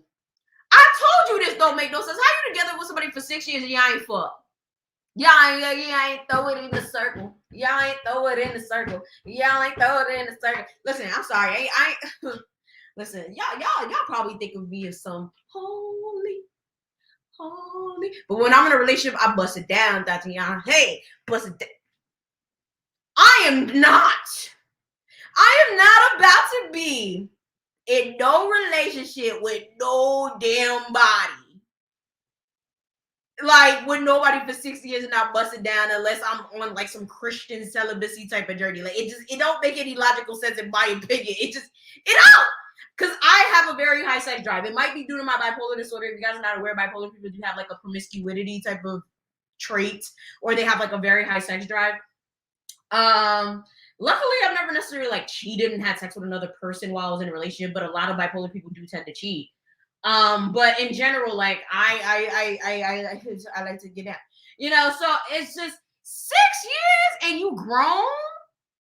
But I think it was because of her trauma right here, Emma. I really do think it was because of her trauma. I think it was because of her trauma too. And like I said in the beginning, she should have outlined, I had a very traumatic experience. It's not comfortable for me. If you can make it more comfortable for me, I'll throw it down. You should have said. You should have said. You should have had it. Like, why is it so hard for adults to communicate? Why can't y'all communicate? Communication. I should make a song called Communication. Because a lot of y'all motherfuckers don't know how to communicate. One of the first things I'm going to teach my kids is communication is key. And then you got S next door. No, seriously, right here. Like, S is next door. Like, the person that, like, assaulted her is right next door. And from what she said, she told him about S, and S is next door. Like, this don't make no sense. So for him to sit there and try to act like, oh, what's wrong with me? She don't want to bust down Tatiana. And then, like, that my assaulter is next door. So technically, she probably did have some sort of conversation, but maybe the conversation wasn't enough. Because I feel like if he was a man, and if he cared about you, he would know, okay, S is next door. That's the man that assaulted me. Or maybe in my readings, did I just make some shit up? Because did he not say that he knows S is next door? Did I not read that, guys? What up? I'm not well aware that they're constantly bugging me. Never told me. I don't know. Did I not read S's next door? Did I read that part? It don't make sense. Like I feel like this is a communication problem. This is a communication problem for real. It doesn't make sense. Like. It doesn't make sense. I don't know how A's a fucking Scorpio. This sounds like some Taurus shit. This is some shit a Taurus would do. No offense to the Taurus. And I don't think they moved though. I don't think they moved. And what's really sad about all of this is that he's sitting there talking shit. He's sitting there talking. This is what my ex did. And this is where I was like, yeah, I'm dragging your ass on Snapchat. And to this day, I still don't have a Snapchat because I dragged him. I'm very embarrassed for my behavior on Snapchat. But, like, what? Yeah, yo, to be honest, this right here, he wants, he gets. I said, hey, what? See, this is what I don't like about God sometimes. Yes, I don't have to drag you. God knows not to put me in certain situations because he knows if I would have been put in certain situations, I'd be in a penitentiary. Okay? They don't want to see you in it. They want to see you in a penitentiary. Because if God would have put me in certain situations like this, they knew I would have been cutting somebody's dick off. Period. Because this don't even make sense to me. How...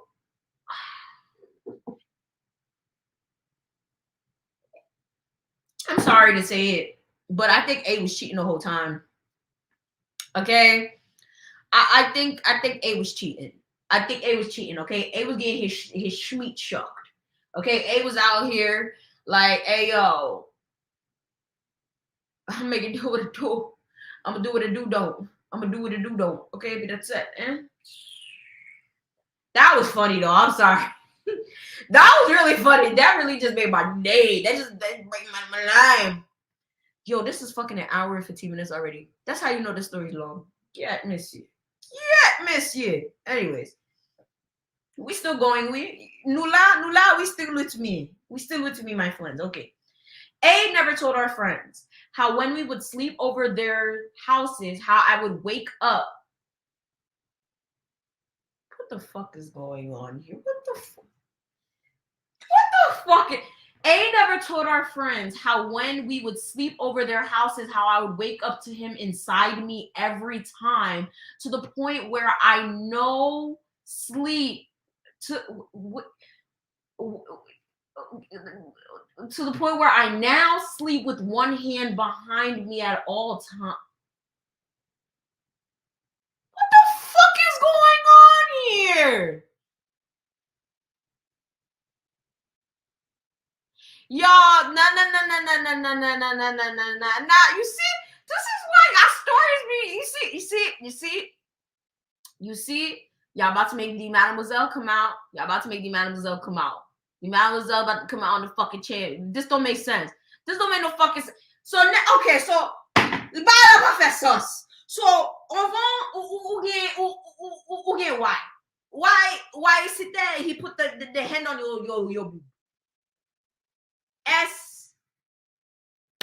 SASH. Then you have S, who literally S the R word you. And now you got A that's sitting here putting his inside you, but you said you never touch it. I don't what? So what's going on? Did he touch you? Did he not? Did he touch you? Did he not? Hey,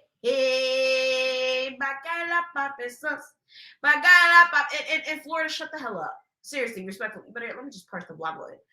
It don't make sense. What?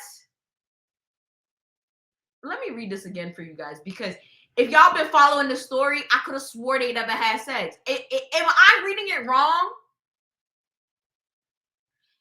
I'm gonna need you to send a motherfucking update. And I'm gonna tell my assistant to watch out for the fucking update. Because this shit don't make no sense.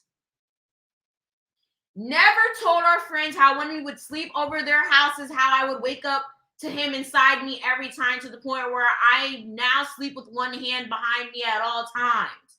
What the fuck are you talking about? I thought y'all never had sex. What the fuck is going on?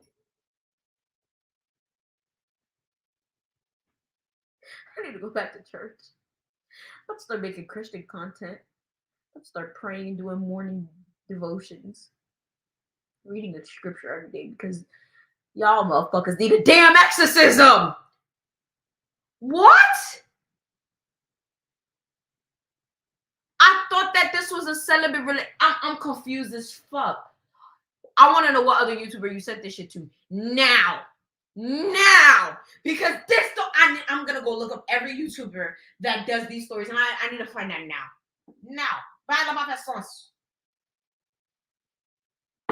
I'm gonna send this to the two YouTubers.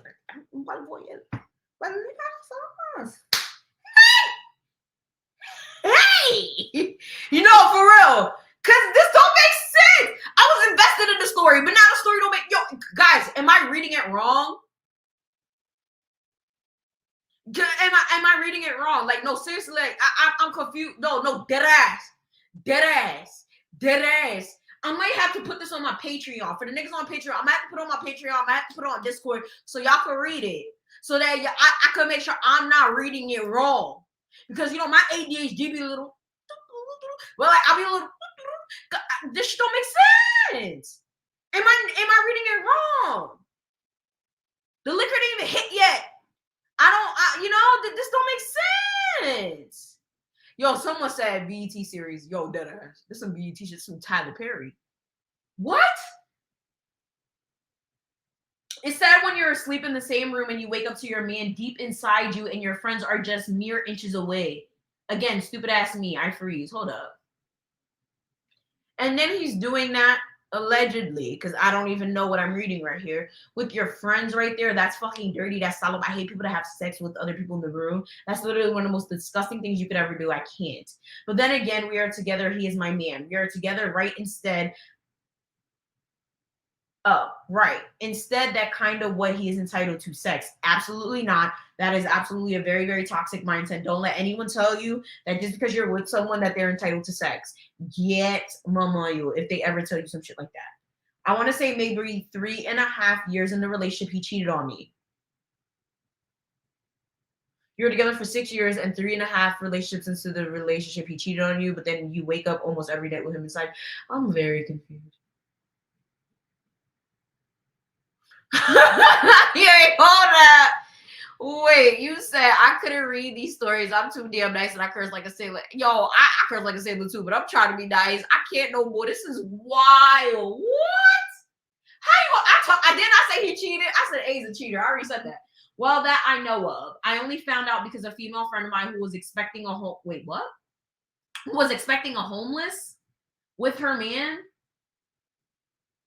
I don't know why she said a homeless. A home? I think she meant to say a home. Who was expecting a home with her man at the time, was in an argument. I guess A tried to step in and defend her man. Again, men stick together. She got mad at A, so she pulled me into a room and told me he was cheating on me with another girl that A's brother liked. What the fuck is up with these damn brothers? Turns out A tried to date, let's call her P, before me, but she was taken, so he ended up with me. Oh, he was a rebound? That's never a good position. Being like the girl that like was dated because someone else was taken is the worst position to be in, because as soon as that other girl gets available, bitch, you chop liver. And his brother didn't speak. A and his brother didn't speak for 2 weeks over a chick that isn't even your girl. Nah, trust me, that shit's serious. That's the one that got away. That's the one that got away. That's all I gotta say. I'm not even gonna say too much on that just because some people might be watching. All I gotta say, that's the one that got away. But I was stupid at the time, and I guess I thought I was in love. My friend told me about them, but told me not to tell him. I hate people like that. See, one thing about me, I'm a snitch. If someone tells me something and it really bothers me, or someone tells me something and I have to open an investigation, like I said, investigation, I'm gonna say something. I'm gonna be like, yo, so someone told me that this is that, and this is what they said, and yeah, is it true? I don't give a fuck. But you want to beat me? I call police. I don't fight no more. Like, I don't have time. Yeah, there is. Yeah, there are major grammar errors in sentence structures. I'm trying to fix a lot of them as I go.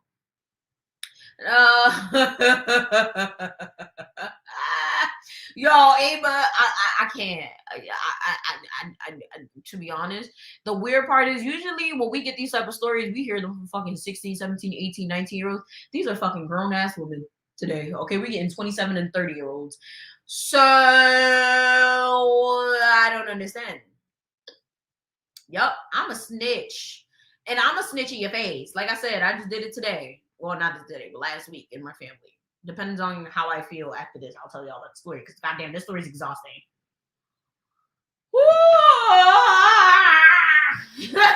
So much.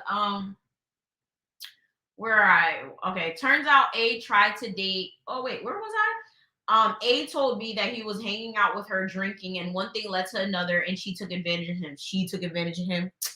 Oh boy, is that possible? Absolutely, but I don't believe A as far as I can throw him. Okay, I should know how that is my. Wait, what? So wait, what? I should know how that is with my neighbor and all. That alone crushed me, but wrote me back in. Around this time, I moved out of my home and in with my roommates. Okay, so now she moved. So within 3 years into the relationship, she moved. Okay. That was not a fun year. But I'm now seeing a doctor and I'm on sleeping pills, depression, and anxiety meds. Why would they put you on sleeping pills, depression, and anxiety meds when a lot of depression and anxiety meds put you to fucking sleep? Are they trying to kill you? that doesn't even make any logical sense. Like, literally, a majority of depression and anxiety meds are literally gonna knock you the fuck out. Like, literally. I'm very confused. But anyways, I'm not a medical professional, but I'm just saying, like, a majority of the meds that they've put me on for anxiety and depression, I can't even take during the day because they knock me the fuck out. Like, literally, a lot of them have a very drowsy effect to them. So I have to take them at night. But anyways, sorry, never again will I move in with a couple that has kids. I mean this with the utmost respect. Do you have a brain that works?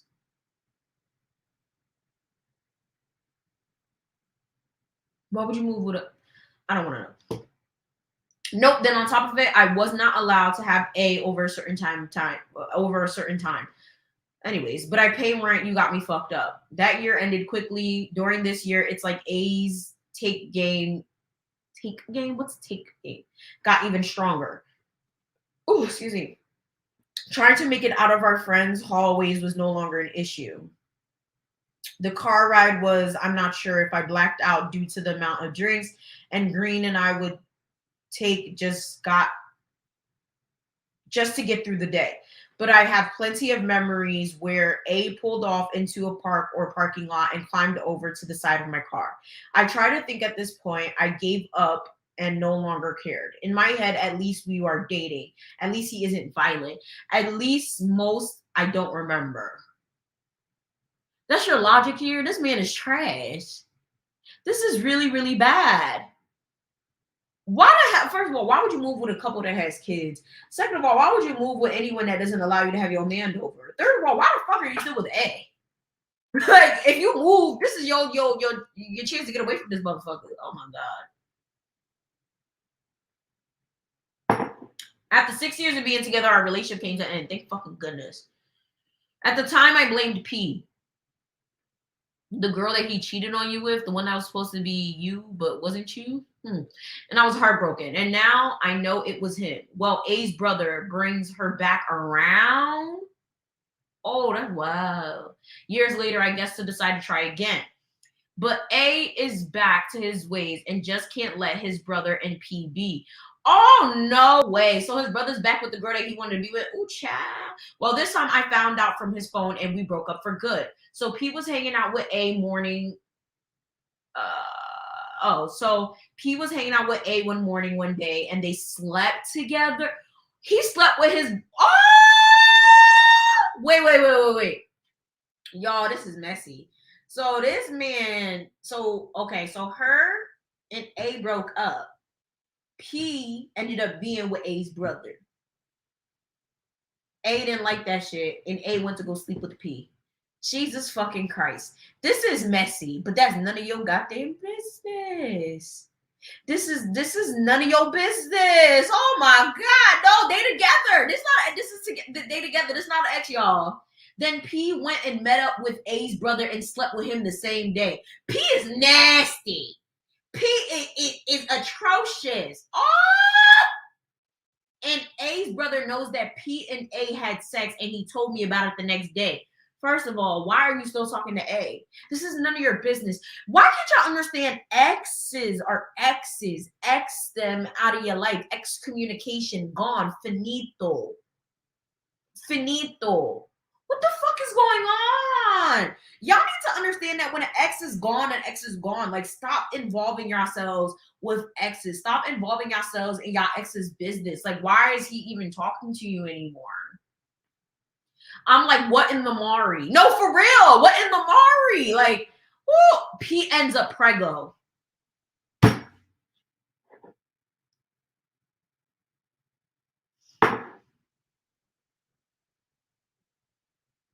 P's pregnant. By which brother? When did the DNA test come? Oh my God. But who DNA? We need you. No, seriously. Oh!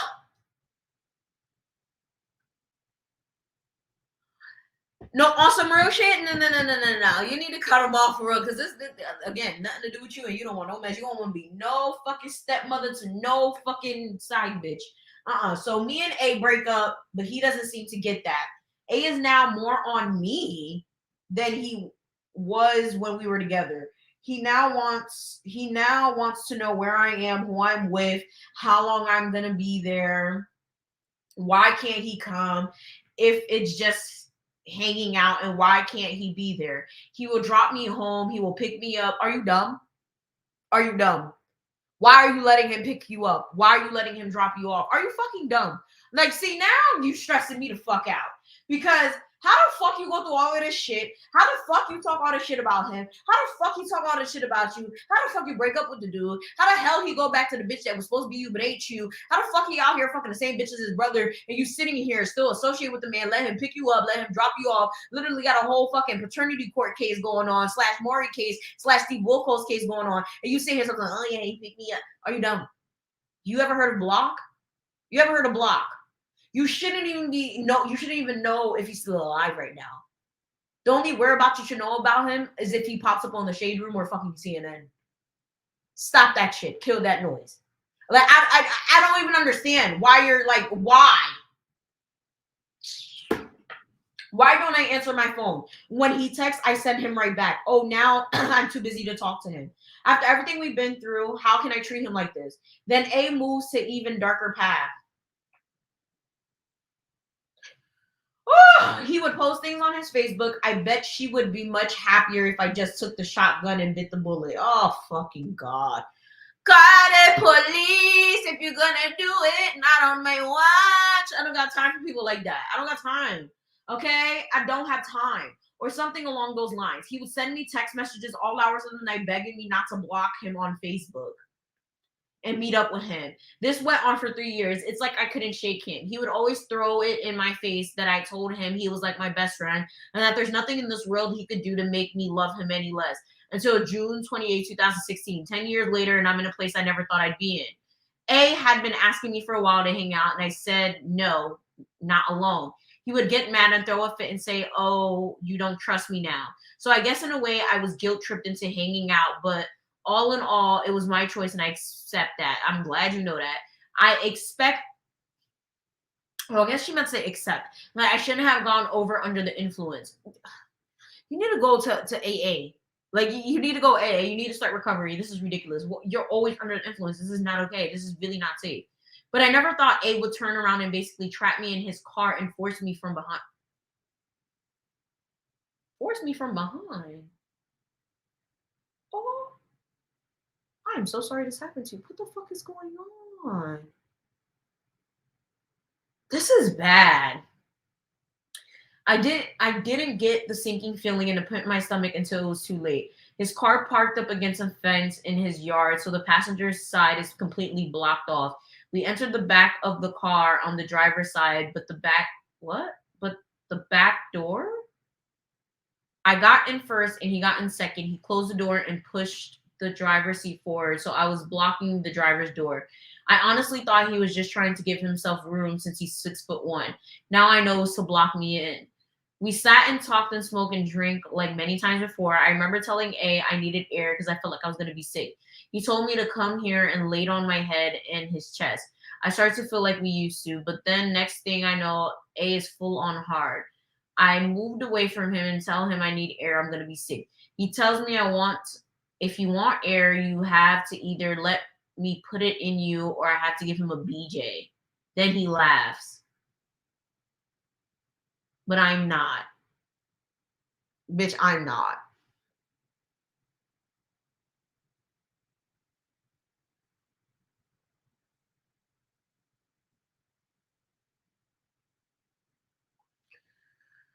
Honestly, this is SA number what, 12? I can't keep count. This doesn't make I'm trying to I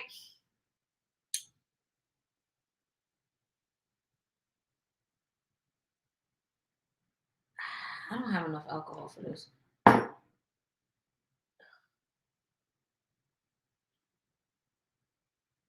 I'm distressed, y'all. What the fuck?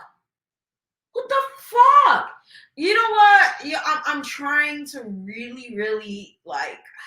I can't. I'm teetering behind telling like the God honest raw truth and being sensitive because y'all don't come to me to hear fluff. Y'all come to me to hear bullshit. Y'all come to hear. I really can't.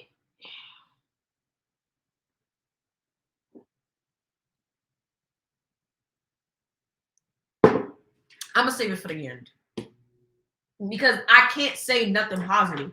I can't. I can't. I can't. This is ridiculous as fuck. All right. All right. Ooh. Okay. I think this might be a happy ending. I kind of read a little bit right now. Okay. He laughs, but I am not. I tell him, let me out. It's hot and I don't feel good. When I look back over at him, no longer has his short or pants on. How the fuck did he get his clothes off so fast? Men love to get their clothes off fast. I don't know how you doing it, but they do. Not again. I can't do it. And yet again, I've learned nothing because I freeze. I'm glad you know that you ain't learned shit. Because at this point, I hate that I'm such a pathetic ass that can't even fight back. Don't say that about yourself because that's not necessarily the issue here. Don't call yourself pathetic and don't even say that you can't fight back because this is such a paralyzing situation that I can't even put into words. I can't even put into words at this point. Why is he doing this? We are no longer together. I'm gonna tell you why, and I'm gonna be very blunt and honest with you. He smells your weakness. That's genuinely what it is. Men smell weakness. They can smell weakness from 10, 20, 50, 100 miles away. Men can smell weak pheromones, and he's been with you before. He knows what triggers you. He knows what he can do to get your ticks. He knows what it is that gets you going. Therefore, since you're no longer together and you have the nerve gall audacity to still text the man, you have the nerve gall audacity to still hang out with the man, you have the nerve gall audacity to still drink with the man, you have the nerve gall audacity to still be in the car with the man, he says, oh, well, that means I can do whatever the fuck I want. That's what y'all need to understand with men. Men are like fucking grown-ass toddlers. Okay? When you say no, you need to be firm with the no with men.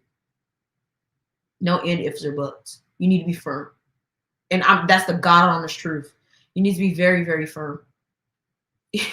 That's what it is. That's what it is. If you're broken, you need to stay away from men. If you're insecure, you need to stay away from men. If you're not whole, you need to stay away from men. And yes, we're all still growing. We're also going through a lot. We're all still, evolving. But a woman that's not confident, a woman that's not sure of herself, a woman that literally does not know what she wants, does not need to be near any man, especially a man that is like this, that's just like a legitimate vulture and a legitimate pest, a legitimate poltergeist. You don't need to be around this. But the fact that you let your guard down and you let your fucking, what's that shit called? Your standards down.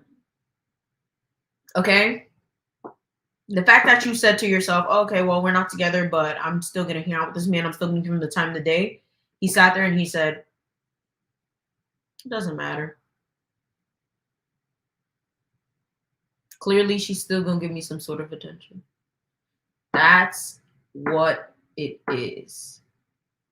It's not your fault, but at the same time, since you didn't get the help that you needed and you didn't work on yourself, he smelled that and he used that to his advantage. And I'm so sorry that this happened to you literally 3 times because it's going to continue to happen until you get the help that you need. This shit sucks.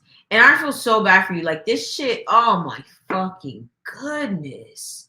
This dude is horrible. I don't know who's worse. No, S is really bad too.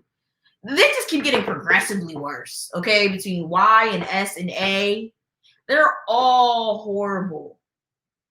Okay. And it's crazy because anyone that does this to someone is horrible. Okay. So we're not going to minimize the fact that anyone that does SA is horrible. We're not saying that. But at the same time, as women, as men, as anyone who is victimized, we need to recognize red flags. We need to recognize that things like this is not okay. We need to definitely make sure that we're not making ourselves vulnerable to these types of people. We need to make sure that we're not going to make ourselves practically fucking targets for these people, because the moment we make ourselves vulnerable to these people, they're gonna pounce. You know, it's just like I always say, if there's a whole row of townhouses and you live in a townhouse or apartment complex and you leave your door legitimately open, who's to say that that door is not going to be well, who's to say your apartment is not going to be robbed by a robber that's looking to rob your house? Yes, the robber's horrible for sitting there robbing your house because nigga, you worked for your shit. Why don't you go work for your own shit? But your door's open. Why wouldn't I? You know, why wouldn't I? That's what I'm trying to help you guys understand. Yeah, you shouldn't be robbing people's houses, but your door is wide open. Shut that door. Do the inner work, you know? Make sure your door is always closed. So we're almost done, guys. Sage, I'm almost done, baby. She's sitting here crying behind the door, but she'll be distracting you guys. Long story short, A did not let me out the car until A got what he wanted. I'm so sad. I thought you was about to like hit him with a crowbar, girl. I've never ran so fast in my life. I ran back to my friends, and this time I told him what happened. This time I can't go through that again, not alone. I broke down and told, we will call my friend B everything. B told me that he would help me through this and had my back. That if I went to made a police report, he would go with me and be my outcry witness. Thank fucking God. Shit. Thank you. Oh, I'm so happy finally. Well, it took me a little courage to go to the hospital, but I went July 10th. Wait, hold up. July 10th. Didn't this happen like okay, we're wasting a couple of days. Let's hope this has a happy ending, guys. And right after that, I went straight to the police. Never showed and I guess due to my nervousness and anxiety, the police thought I was a danger to myself. Oh God. I went to report a R word and the police tell me that I'm in no shape to be let out on my own, that I can either willingly sign myself to a hospital or they will do it. Always willingly sign yourself to a hospital. Do not ever let them do it, because you will probably never ever see the light of day depending on the state that you live in, because sometimes even if you willingly do sign yourself in, depending on the doctor, and they'll probably never let you out, especially depending on insurance you have, because some places are really petty, and if they see that you have good insurance, they'll probably never let you out. Fun fact. But anyways, but if they do it, I cannot leave after 3 days of my own free will. They told me to think of it as a vacation. Anyways, so I was forced to sign myself in thinking 3 days I'd be able to leave. Not the case. Yeah. I felt like I was in jail, 5-minute room check-ins, can't go outside, no privacy, share a room with someone you know, group sessions, medical bills, stuck in the hospital for 5 days, and no one in my house knew. That's crazy. They thought me and my friends went to stay at a beach house. No, they did not. No, they did not. Wait, what? How did they not know that you was at a psych ward? Oh man.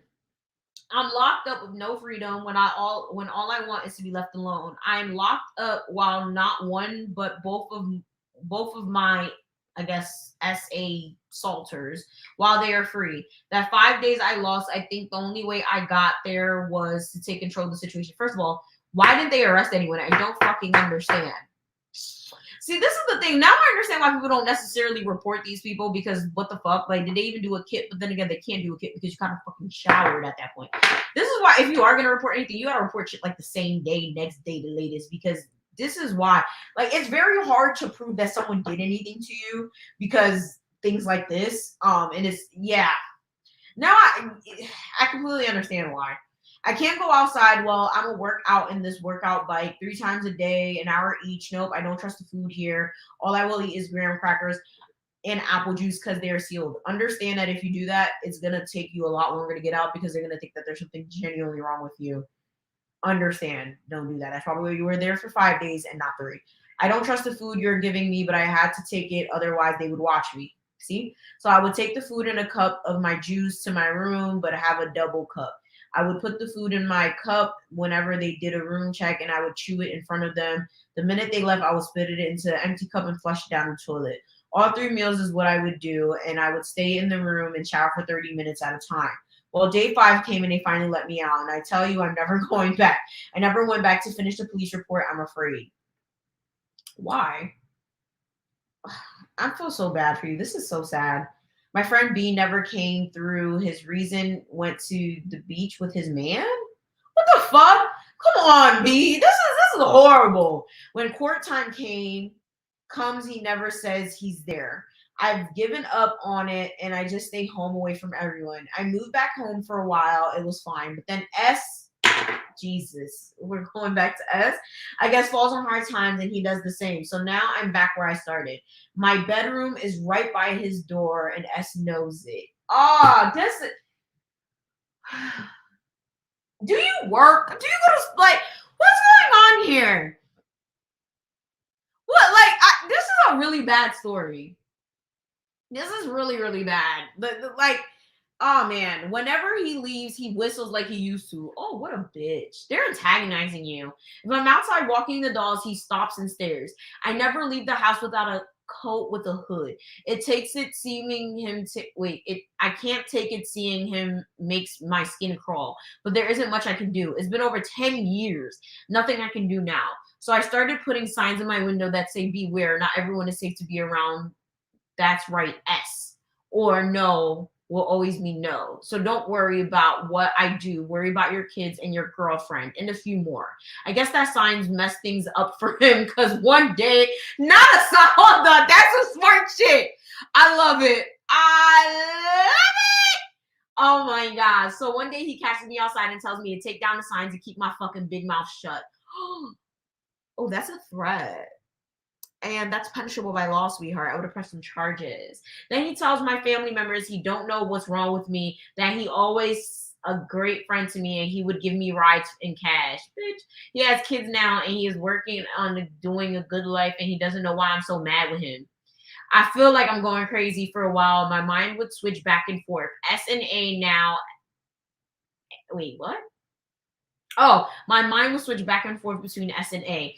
Now, A pops up in my mind once in a while, but S is there to stay. I see him every day, and just hearing him makes my skin crawl. I still break down and have cry spells and still zone out and think of dragging that nice, cool blade across. Okay. I think of drinks a lot, and I'm sure the reason I haven't is because I'm home.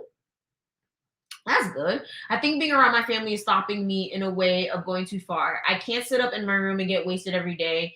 And they not noticed before I wasn't home, but now with COVID, I don't know what to do. I just want to move, but I know I can't do living alone. I'm sorry, sweetheart, but you're 30.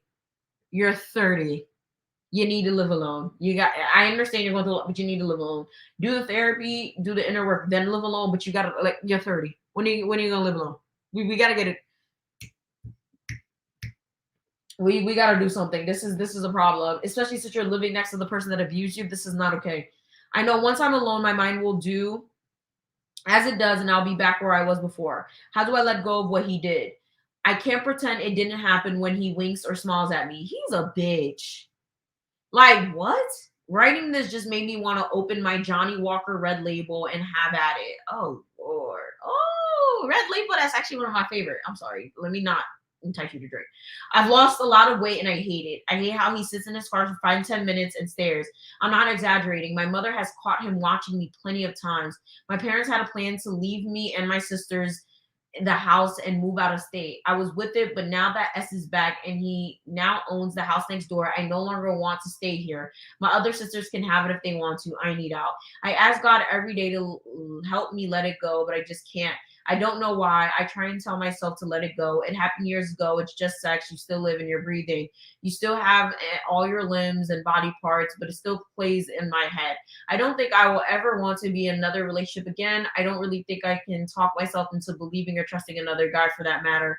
Y molested me more than once. S sexually assaulted me. A played me, cheated, and sexually assaulted me. B left me in the cold to be with his man. I live by a different set of rules now, and sadly, it all based on being in male's company or trying not to be one. Or trying not to be. I can't even be in a car with just a guy without having a flashback, so I no longer take rides from male friends. I walk everywhere now. I've become over obsessed with my weight, with my look. I don't want to attract any attention, but I need to be able to get away if need be. I no longer go out and drink with friends. COVID has been a real cover for me. Now I just tell everyone, nope, I'm staying home, COVID. But that will only last for so long. Also, what good is being home when I look out my bedroom window into S? I think about SI every day, but I'm very proud I've only done it twice this year so far. That might seem stupid or small to some, but it's very big for me. I'm afraid once I've returned to the world, I just want to be safe. Oh my God, I just want to be home safe. Woo! We're good. This is probably the longest Mafia session ever. All right. First things first, you need intensive therapy. Like, this is probably the first time I've said it, and I think like you need it. Like, I don't care if you have to do online, in person. You need something. There's no bypassing it. Like, before you even think about doing anything, like, you need to go to therapy because you've literally been assaulted by multiple people that you trusted. You need a good set of friends. You sound like you have friends because you said you're avoiding them. You need to stop avoiding them. Whatever friends, especially female friends that you have, you need to get around them. Okay?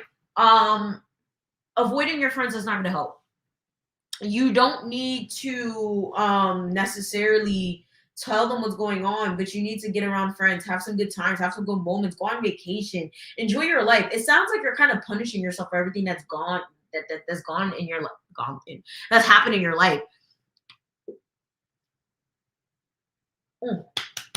Took the last shot.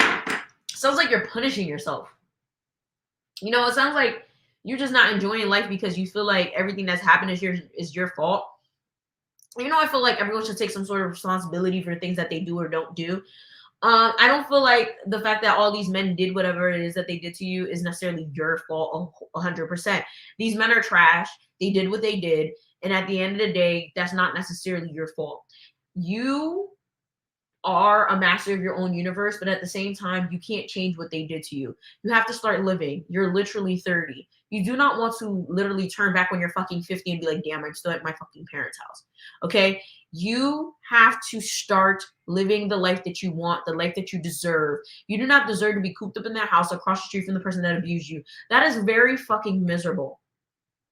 Okay? That is miserable. Like, I can't believe it. Like, this is probably one of the worst stories I think I've ever read on Theemafiaspeaks. I really hope that you find some help. I really hope that you realize that you deserve so much more. This is not okay. It really isn't. I hope that you stop talking to Y. I hope you stop talking to S. I hope you stop talking to B. I hope you stop talking to A, B, C, D, E, F, G. Do not talk to these people anymore. Block them. Do not feel obligated to talk to these people. Do not feel obligated to associate with these people. Do not let them guilt trip you into talking to them. They're horrible. I don't know if you work. I don't know if you don't work, whatever the case may be, save up and dip. I understand that you said that your parents feel like they're gonna, give the house to you guys. Your sisters could have it. Regardless, don't live there. I don't know what's possessing you to stay there. It might be one of those deep-rooted situations where you feel like you're kind of tethered to the situations that happen to you. Disconnect yourself from those situations and understand you deserve better and you're allowed to live. You're allowed to have a separate life. You're allowed to have a separate situation from what has happened to you. You do not have to have these situations. You do not have to go through these situations and you know, like these situations don't have to be attached to you, you know. Like it really sucks. Oh my god, why do I feel like this hair's to me? It really sucks that people go through these situations and are tethered to them. I don't want you to be tethered to these situations and feel like, oh my god, you know, these situations define me. All men are horrible. People are horrible. And I know it's very easy to have these types of opinions because, like, you had like what shit, 4 men betray you all in one range of life. But that's just not like how life is. You know, you just made a lot of really poor decisions, and at least you see that you made very poor decisions. And I see, like, and to be honest, most people can't even see that. Okay, most other people will probably write to me and be like, "Oh, this person did this person did that," and I ain't do shit to them. Understand that accountability is the first step. So at least you see that for the most part you made some horrible decisions. That's first step. So you did the first thing right? So you see that you did something wrong. It's time to move on. You made some horrible decisions. It is what it is. It's time to let go of that shit. Move to fucking Cincinnati. Move to freaking Washington. Move to Antarctica, Australia, Italy. Just move. Go away. Okay? It don't matter if you have a dollar TNA. Just get the fuck out. This is not healthy. This is not conducive to a positive living environment. It's not. Because at the end of the day, you're not going to flourish and find any positive friendships or relationships having all of this weighing on you. And I think the problem here is that you feel like, oh, excuse me, since you're not really getting any justice and you got S smiling on your face, Y doesn't see what he did wrong, B left you for his man, and A is just a piece of shit that just continues being a piece of shit. You probably just feel like, damn, like all these people did these things to me. They didn't do anything. So at this point, I don't really deserve a better life, but you do deserve a better life. You know, I think that's really what the problem is. So there's so many options for you. And let me start looking at the comments. So this is one. If you have a degree, teach English abroad. Yeah, that's a really good option. You could do something. I don't assume you're broke. You did go to school. Nonetheless, there's so many things. You just have to get away. Okay, get away from S, especially because there's no reason why you're neighbors with someone that abused you still. You know, I don't know if she has a doctorate. I don't remember her saying she has a doctorate. Maybe I read that in this freaking dissertation. I don't remember her saying she had a doctorate, but I do remember her saying she went to school. But this is a lot. This was a lot. But nonetheless, chat, this is a long one. This was a long one. Like, you're gonna be the definite of your demise if you do not get out of the situation, if you do not end up really wanting to change your life. And oh wow, that's funny. You said you're a Virgo. Yep, the lazy Capricorn. The Virgo thing. This is the thing. I love Virgos. Okay, I'm a Capricorn. I love my Virgos, but Virgos are like so hard to convince to do anything because it's like, y'all know what y'all want to do, y'all know what y'all have to do, but y'all just don't want to do it. Y'all need a battery in y'all back. That's the thing with Virgos I don't like. Y'all need someone to motivate y'all. Y'all need somebody to wake y'all up. Y'all need somebody to like basically map shit out for y'all. And I know what y'all gonna say. Oh, well, Beyonce's a Virgo. Well, Beyonce has a fucking team behind her. And quite frankly, if it wasn't for Beyonce's father, Beyonce wouldn't be fucking Beyonce. I said what the fuck I said. If it wasn't for Beyonce's father literally putting her in the forefront of Destiny's Child and literally shysting all the other members, Beyonce wouldn't be Beyonce. Okay, I'm sorry, Beehive, but it's true. You know, Virgos need that person or those people behind them to make them who they are. That's just how Virgos are. They are ambitious. They have very amazing ideas, and they're very, very like, what's the word? Creative, and they're very ambitious, but they can also be very, very complacent in their situation. They remind me of Pisces. They're very, very, what's the word? Malleable. You know, they tolerate everything. You know, they just, oh, okay, well, is this my situation? I'll stay. If this is my problem, I'll stay. If this is, you know, like it's a problem. Every single Virgo I know is like this. I don't know any Virgo that has gone past a certain point, because as soon as a roadblock hits, and it's like a really bad roadblock, whether it's a death in the family, a job that they, I don't know, really, really despise, but like they get paid a lot, but they really, really want to do something else, or it's like a relationship where they really, really love the person, but they know the person's not good for them, they'll stay. They'll stay for as long as possible. They'll ride that shit till the wheels fall off. It doesn't make sense. It doesn't make sense. And oh my God, right here, Tiger Lily, right here. Oh my God, Virgos, they sure do overthink themselves of a good thing. They really do. You know, I can say we're stubborn at times. They're very, very stubborn. They don't like to take advice, even though they ask for the advice. It just doesn't make sense. It's like you could tell a Virgo what to do, but they already know what they want to hear. They already know what the advice is. They already know. You know, they're very, very set in their ways. But at the same time, it's like, why are you wasting my fucking time? I love my Virgos though. I love my Virgos. They're actually one of my favorite signs. A lot of my friends are Virgos, but it's just like, it bothers me because a lot of Virgos I know do not live to their fullest potentials because they are their own fallback. They are their own setback. They are the reason that they are not going to get to where they need to be. Because a lot of them will sit there in like, oh, I really want to do this. I really want to do that, but I can't. It's like, yes, you can. Yes, you can. But they just want to hear you say that they can, so they can. But they want to hear you say that shit every day. And it's like, nobody got fucking time to be telling you that you can every day. Like, nobody can talk about that shit. You know? Thank you guys so much for all the compliments, by the way. Thank you guys so much.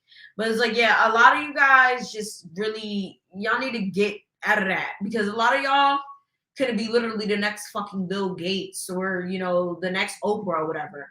But y'all legitimately need a battery in y'all back. Y'all need a fucking team behind y'all to motivate y'all. But for whatever reason, y'all just refuse to get past your own selves. You guys are your own worst enemy. Okay, you guys will sit there and bitch, cry, complain about things that don't even make sense, things that aren't even worth complaining about. Like, God. It doesn't even make sense. I really think that you just need to get out of your own way, get the help that you need, get out of your house. Fuck that house if they try to give it to you. Give it to your sisters. When it comes to SAY, ABCDFG, you just need to stay away from them and let karma do its work. I believe God has no tolerance. Ancestors and every other forces at work have no tolerance for SA people, people who hurt people to that degree. So you just let karma do its work. I don't think that you should get involved in that. And honestly, I don't know what the fuck you're gonna do. Like, stab them when they're not looking at. I don't know what you're gonna do. So I feel like you should just let it do what it do. There's nothing you can really do about that. What's done is done. You said it's been over 10 years with S, and it is what it is. I believe that's even beyond the statute of limitations anyway. So it is what it is. I think that I don't know what else to say about that. I think it's time for you to just live your life, and you're allowed to live your life, and you're allowed to be happy. I think it's time for you to start trying to be happy. So I'm so sorry that was such a fucking long ass story. Woo, just he did nothing. That was long. All right, let's look at more of the comments.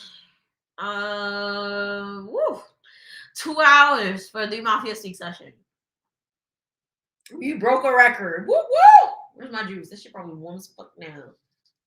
Have y'all had this? The Bai lemonade? I think it's strawberry lemonade. I'm dead. You funny as hell. Burn the whole alphabet. Move along. Wait, move, leave, run, jump, believe you can, fly out the house before it kills you. Yeah, that's really what it is. Because at this point, what do you think is going to happen to you? Like, I really feel like when a lot of people go through certain traumas, they find it really difficult to get out of that trauma. Like they get wrapped up in the trauma, and the trauma, they start to ruminate in that trauma. They start to just relive it and relive it and relive it and relive it to the point where like one day becomes like 1,000 days, and it's like, oh shit, like all this time has passed and I'm not doing anything with my life. What the fuck? Do not ruminate in your trauma. Move past that trauma, you know? Live your life. If you're reading this, it's not too late. It never is, y'all. It never is. Oh, thank you, Netanya. Netanya? I can't read, y'all. Oh, Lord. Make friends with people that you shouldn't have to hide their name when you speak of them. Hope. All my stories are anonymous, Gabriel. Especially after that one debacle I had where motherfuckers was out here coming at me because people was watching me and people was writing stories about them. All my stories are anonymous, regardless of the fact. Woo! I was fine with the story being long. I enjoyed the convo. Yo, that shit took me out. What? That buy shit is not. I love it. Maybe it's because when I was on keto, I was so used to all the sugar-free shit. So I love sugar-free shit. Like, I love it. There's only 1 gram of sugar in this. I like it. I like sugar-free stuff. I don't know. And don't be hating. Okay, Panda? Don't be fucking hating. Fucking haters. Fucking haters. Fucking haters. All right. Let me know if you have any questions before we get off this, because we've been on here for a minute. I know it's kind of late for some of y'all. It's about to be 11 o'clock. It's past my bedtime. I got a wedding to wake up early for, and I'm sitting here, my palikaka. I'm supposed to be fucking filming a video. I'm supposed to be filming a Zodiac video, because kind of cut out a little early while I was like, film or whatever. But I think I'm going to get off here and film it very, very quickly. Because I don't feel like filming tomorrow. Because I know I'm not going to. So what I'm going to do. Oh, thank you guys. Thank you.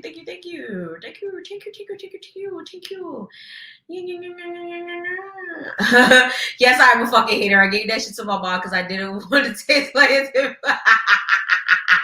Y'all haters, bruh. Y'all some haters. That shit good.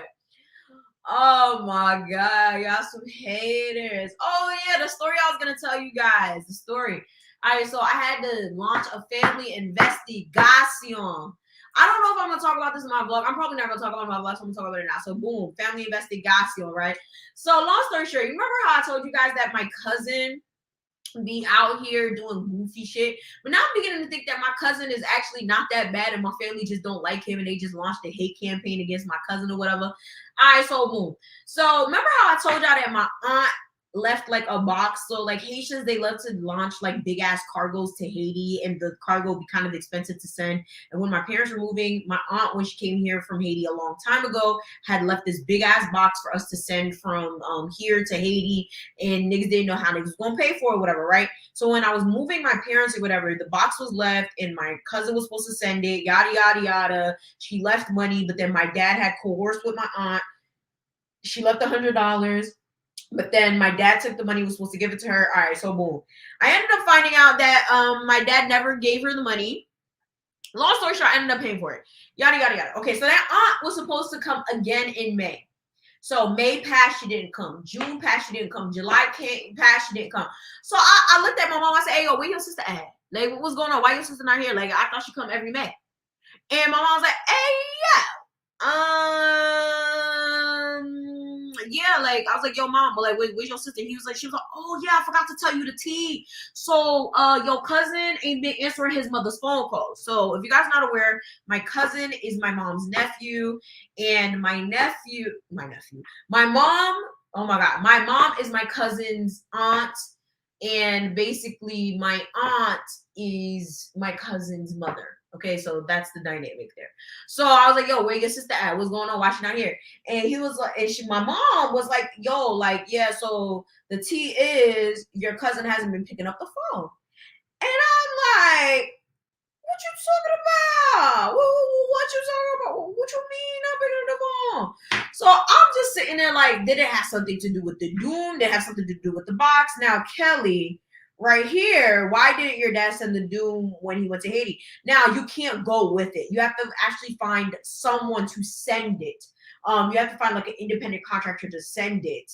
You know, it's a whole thing, situation. You know, you just send it. We sent it before all of this situation was going on in Haiti, by the way. It was like months ago. It was like in April. It was before all of this nonsense. But people still sent it to Haiti. Haiti's never in a good climate. Okay, it's Haiti, for crying out loud. When is it ever? But anyway, so basically, I was like, what do you mean he's not picking up the phone? It was like, oh, he's not picking up the phone. Your aunt's been crying to me. Your aunt's telling me all of these problems are going crazy. And da da da da. And I'm like, what you mean she's been crying? He's like, yeah, he's not picking up the phone. She's been crying. Now, the thing is, one thing you got to understand about my mom, and you going to understand about the stories that I'm about to tell about my mom. My mom, she Fox News, okay? You remember how when Trump was president, he kept saying Fox News is fake news, bro? That's my mom, bro. She fake news. I can't even say TMZ because TMZ has proven to be credible news source, bro. Credible news source. I swear to God, bro, my mom is Fox News. You gotta fact check everything. You gotta fact, because my mom, ooh, child, let me tell you the bullshit. So my mom's talking about some, my aunt is crying. My aunt is crying. My mom hasn't heard from my cousin. My aunt don't know what to do. She trying to come to America, but my cousin not picking up the phone. So I launched investigation because I'm like, what the fuck are you talking about? This is crazy. So I said, all right, this doesn't make any sense. I don't understand why he's not picking the phone. So I took it upon myself. I went to go ask him, but I asked him kind of subtly without actually telling him what I heard. So I said, hey, yo, Kuz, what's going on with the situation? Have you heard from your mom? Why is she not here? Have you, like, heard about if she's coming here or not? He's like, oh, no, I haven't heard from her. I said, okay. So now I started hitting up other family members. I hit up the ones from France. I hit up some ones from Haiti. I said, hey, yo, what's going on? Have you heard about anything with his mom and coming from Haiti? And I hit up his sister specifically that's in Haiti with her. I said, hey, yo, what's going on with her? And have you heard about her talking to him? She said specifically, he's not picking up her phone calls and she's been crying about it. Hit up his other sister in France that doesn't fuck with him. She said, I don't want nothing to do with that man. I'm not paying for the ticket to go back home because literally, usually when she comes to America, I will pay the ticket or my mom will pay the ticket for her to come and then she'll pay the ticket to come back. She's like, I don't want nothing to do with this situation. I'm not paying the ticket for her to come back home. And I don't want nothing to do with that man. He ain't shit. Because also I heard she been crying too. I don't know what the fuck is up with this family. They always fucking crying. Everyone want to cry, but nobody want to fucking get to the bottom of shit. What the fuck is y'all crying for? Y'all fucking dumb as fuck. So she's like, he hasn't been picking up the phone. She been crying. I'm over this shit. She crying too. So everybody's telling me the same story. So at this point, I'm like, well, I'm still running my investigation. My mom's telling me, all right, so what you heard? I'm like, the same shit you told me. He's not picking up the phone. So my dad asks my cousin the same thing because, again, my mom, my dad, and my cousin lives in the same house. My dad was like, oh, something de la. So I heard you not picking up your mom's phone calls. My cousin said straight up, oh, so I'm hearing that you're not picking up your mom's phone calls. He's like, oh, never got a phone call from them. Kid you not, this whole time I'm like, okay, this nigga's lying. I'm automatically like, oh, he's lying. That's ridiculous. It don't make sense. Like, he's lying. Because, like, how the fuck, why am I getting, like, completely different answers? Like, how is he saying he's not getting phone calls? Now, the thing is that makes no sense to me is, like, there's no motive to not pick up the phone call. I'm like, this doesn't make sense. From May, June, and now we're in July. Why is he not picking up phone calls for months? Like, what's going on? Now, the whole entire time, he is getting married to some bitch that he has no business getting married to, and the wedding is actually tomorrow morning, which I should be asleep because I have to actually wake up pretty early, but whatever, I'm on live. And I'm like, okay, maybe it's because of that situation. Like, maybe it's because he's getting married. And oh, thank you guys so much for the comments. But anyways, maybe it's because he's getting married and he didn't tell nobody in the family. If you guys are not aware, when it comes to Haitian people, you never ever want to get married and not tell your family that you're getting married. It's actually one of the most cardinal sins in Haitian families. Okay, you not tell people that you're not getting married because it's yeah. So this is the third time. Let me tell you this right now. First time he was getting married, it was like 2 years ago. It didn't happen. Second time he was getting married, it was 2 months ago. Didn't happen. Now he's getting married tomorrow. We don't know if it's happening. He actually sent me the address. It's 10 o'clock in the morning. So I'm going there tomorrow morning. Si la parette vwe. Si la parette vwe, mais demain matin, li di mi ban marié. Demain matin, li di mi ban marié. So tomorrow morning, I heard homeboy is getting married. Okay? So homeboy is getting married tomorrow morning. From what I understand, from what I heard. Okay? So the first time, he told me and my dad. Second time, he told my dad, I think, And then he told certain other family members, or some way, somehow it came around and it came to me. And then I told him, I was like, so you get married, you ain't tell nobody? And then he told me the logistics. And I was like, you shouldn't be getting married to this girl. But I'm saying that bitch is raz, she raz. Like she low key, like, she's not somebody you want to get married to. And plus he a hoe. He be having all these bitches. He like to go out. I said, listen, you want to get married, but that's your business. It didn't happen. Now he's telling me he's getting married Thursday. And he was like, hey, yo, tell your parents that I'm getting married. And I'm going to get into that in a little bit.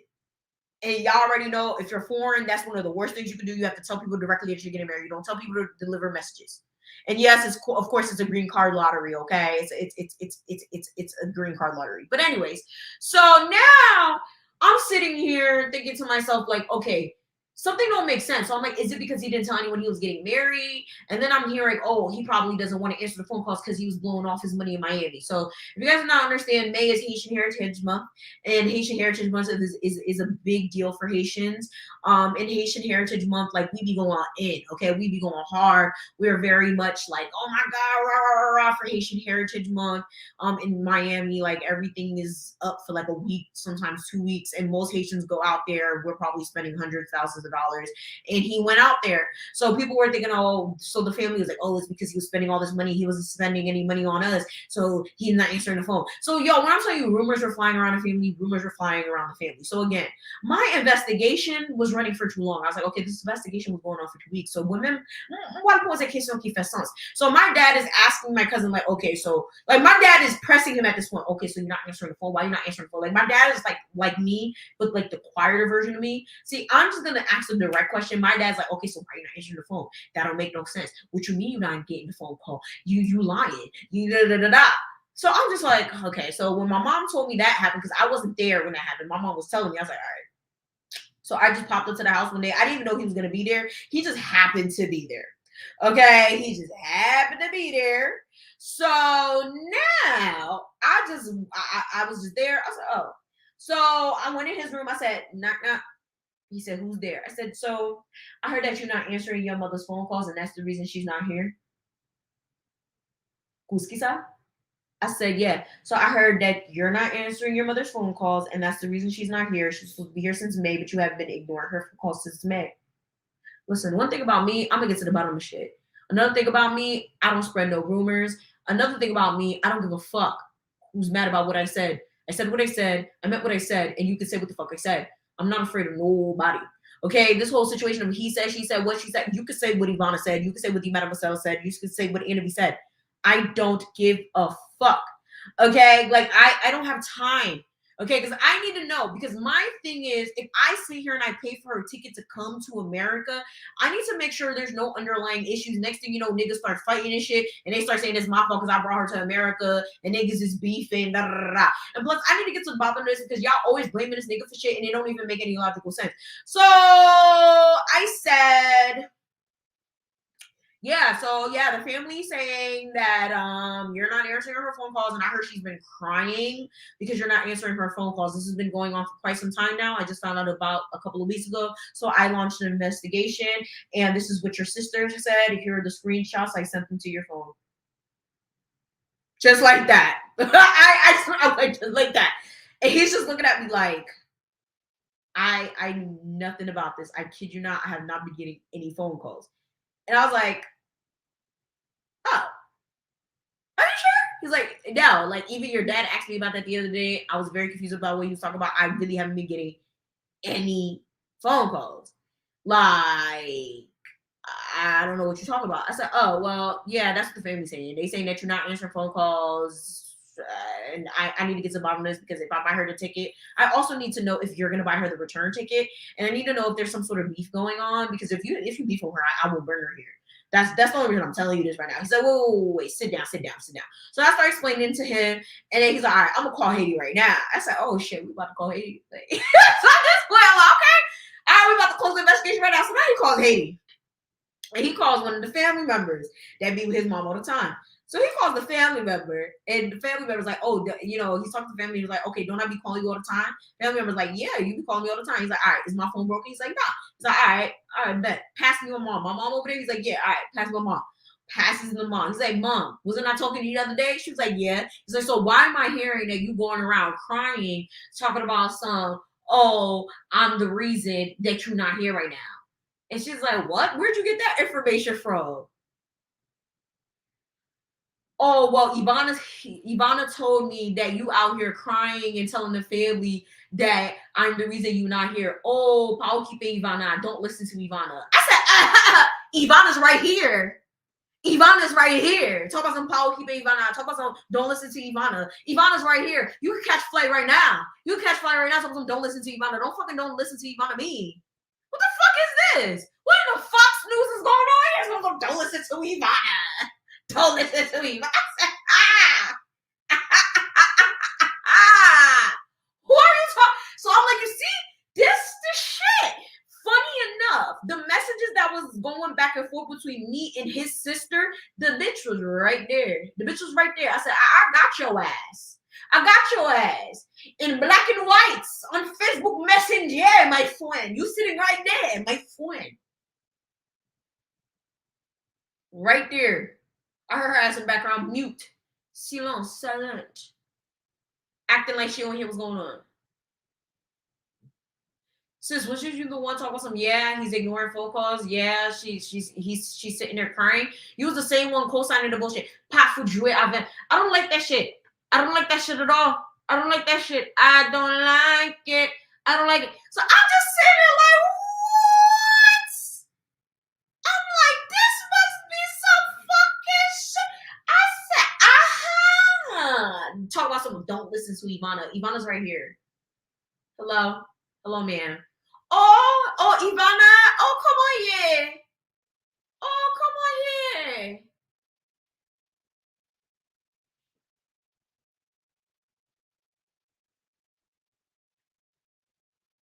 Oh, gosh, I'm really. And then he starts going in. Oh, what do you mean nobody call you? What do you mean nobody call you? You got a phone? You got a phone for them? Like, this is the thing. My aunt, she always giving her phone to people. Her phone always broken. Her phone is that and the third. Oh, you got a phone? You got a phone? How's somebody supposed to call you? So you out here going around saying that, oh, I'm the reason you're not here. You out here crying to people, talking shit on my name. He's going head on her. And I'm just sitting here like,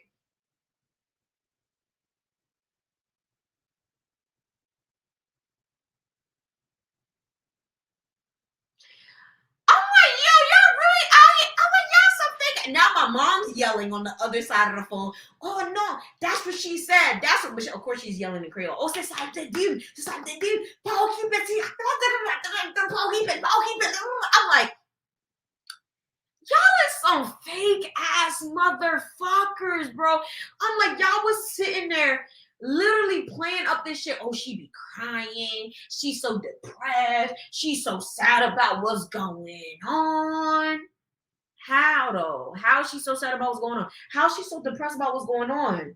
I need to understand how she's depressed about what's going on. How's she depressed about what's going on when she's literally sitting there acting like she doesn't understand what's going on? She's sitting there. She barely even has a phone. Then he's like, okay, do you even have my number? And then she checks her phone. And she realized, oh, that's not even the right number. I haven't been calling the right number because my cousin just changed his number not too long ago. Like maybe like 6 months ago. Just changed the number. And then she realized, oh, she's been calling the wrong number. That's why she's not getting his fucking phone. I'm like, you know what? I'm tired of y'all motherfuckers. I'm tired of y'all motherfuckers. I'm like, all y'all do is talk shit. And this is why. This is why. Then I told my mom, I'm like, well, you see, this is where the miscommunication lies. Okay, the miscommunication was lying because when my cousin had changed his number, your sister was calling the wrong number. So investigation closed. I am now going to be on my merry way to his house. Mama was like, oh, I said, I said, basically saying, oh, I came to start drama. Okay, I came to cause problems. I said, I don't like to throw rocks and hide my hands. I don't like to cause problems. I'm not one to sit here and pop shit and run my mouth without people understanding what I'm running my mouth about. I say that shit and I kill that noise right here. Okay, what we're not about to do is sit here and run our mouths about people and not understand what the fuck we coming. Like, this shit don't make sense. Like, what? So the he was the one starting the telephone lies. And I'm like, you see, so now I'm gonna fly you out here just so I can come at you for the boxes and I can come at you for starting this telephone of lies. Okay, because you out here telling niggas you crying, your son not answering the phone, meanwhile you calling the wrong phone line. And meanwhile, you out here starting all this mess. So now you about to catch a flight. Then we asked her, do you want to come or not? Now she's like, yes. Then she's like, no. Then she's like, maybe so. And I'm like, listen, bitch. Yes, I said, listen, bitch. Pick a fucking problem. Because right now you're starting to make me mad. Okay? I don't have time. I don't have time for this mess. Okay? Like, this family, bro. I was like, yeah, so now I'm going home. And I was like, oh, so you really did just come in to I was like, no, I don't care. I was like, I'm leaving before you guys give me another investigation to open. Okay, so investigation closed. Investigation closed. I'm over this shit. Like, what the fuck? Like, this is ridiculous. I'm like, how hard is it to fucking pick up the phone? I understand y'all don't like this man. I understand y'all don't like each other for whatever fucking God-given reason. But, like, y'all need to learn how to fucking communicate. It's not that difficult. Y'all live in the same fucking house. Okay, y'all all have each other's WhatsApp phone numbers. Freaking communicate. You fucking imbeciles. Communicate. Shit. So that was last week's drama. I was just saying, like, this is ridiculous. Like, y'all really, like, no, I don't care. I'm like, don't tell me shit because I'm just gonna get to the bottom of it. Like, I don't care. I'll be like, yeah, so this person said this about you. I want to know. And you can say I said it. Because which y'all don't beat me. I press charges. I press charges. Okay, I'm gonna hit you back, but I'm gonna press charges. I'm like, oh, they hit me. Fuck, what you talking about? Listen, I don't have time for none of that shit. Okay, you guys think this is a game. It's not a game. Okay, I'm way too old to be doing telephone and doing he said, she said. Like, it's ridiculous. Like, we're too old for this shit. All right, y'all want to sit here and no. Like, my family is problematic, y'all. Like, I swear to God. Like, this is why I was like, this is why I don't fucking like none of y'all. I was like, this is why I don't fuck with y'all. Y'all be acting like, oh, why Yvana don't come see us? Why Yvana don't call us? Da, da, da. I said, because y'all act like this. Because you act like this. And then you get confused. Yo, Haitian, bro, right here. Haitians live for drama. Yeah, they really do. I'm like, this was so dramatic. And all you had to do is pick up the phone. Tell us how I'm whistling and I'm fizzing. I said, problem solved though, right? 2 months of drama handled in 20 minutes. Okay, maybe an hour. But very fast. Okay, and all I had to do, all he had to do was make a call to Haiti. You know, and I was like, and now she gonna catch a flight and she gonna catch these words because she's a pheasant. She the pheasant. And I'm like, and all these people do, all they do is cry. Like, my family, that's how they get out of drama. They just cry. Like, oh God, I hate a bitch that just cry to get out of problems. Like, bitch, crying is not gonna get you out of all your problems. Like, what you gonna do? You get arrested, you just gonna cry? Like, the cops still gonna take you in. That's not about to help you. But anyways, thank you guys so much for listening to my rant. Thank you guys so much for sticking on to this very, very long ass live. Thank you guys so much for everyone that's tuning in post live, because this is actually, I think, one of my longest Theemafiaspeaks live streams. I was supposed to film after this, but it is literally 11 o'clock and I literally do not want to be awake for too long because I have to go to this Justice of the Peace wedding shit. Why do I keep calling Justice of the Peace? Is that really the proper term? Nonetheless, I have to go to this courthouse wedding tomorrow. Hopefully it actually happens. I mean, hey, they sent me a real invitation thing. Thank you guys so much for watching. Thank you guys so much for always supporting me. If you guys want to join the Patreon, it is linked down in the description. You guys will have the opportunity to join me on here live and interact with me during the Theemafiaspeaks session. Make sure you guys like, share, subscribe, do all that. And I'm going to see y'all next time. Bye.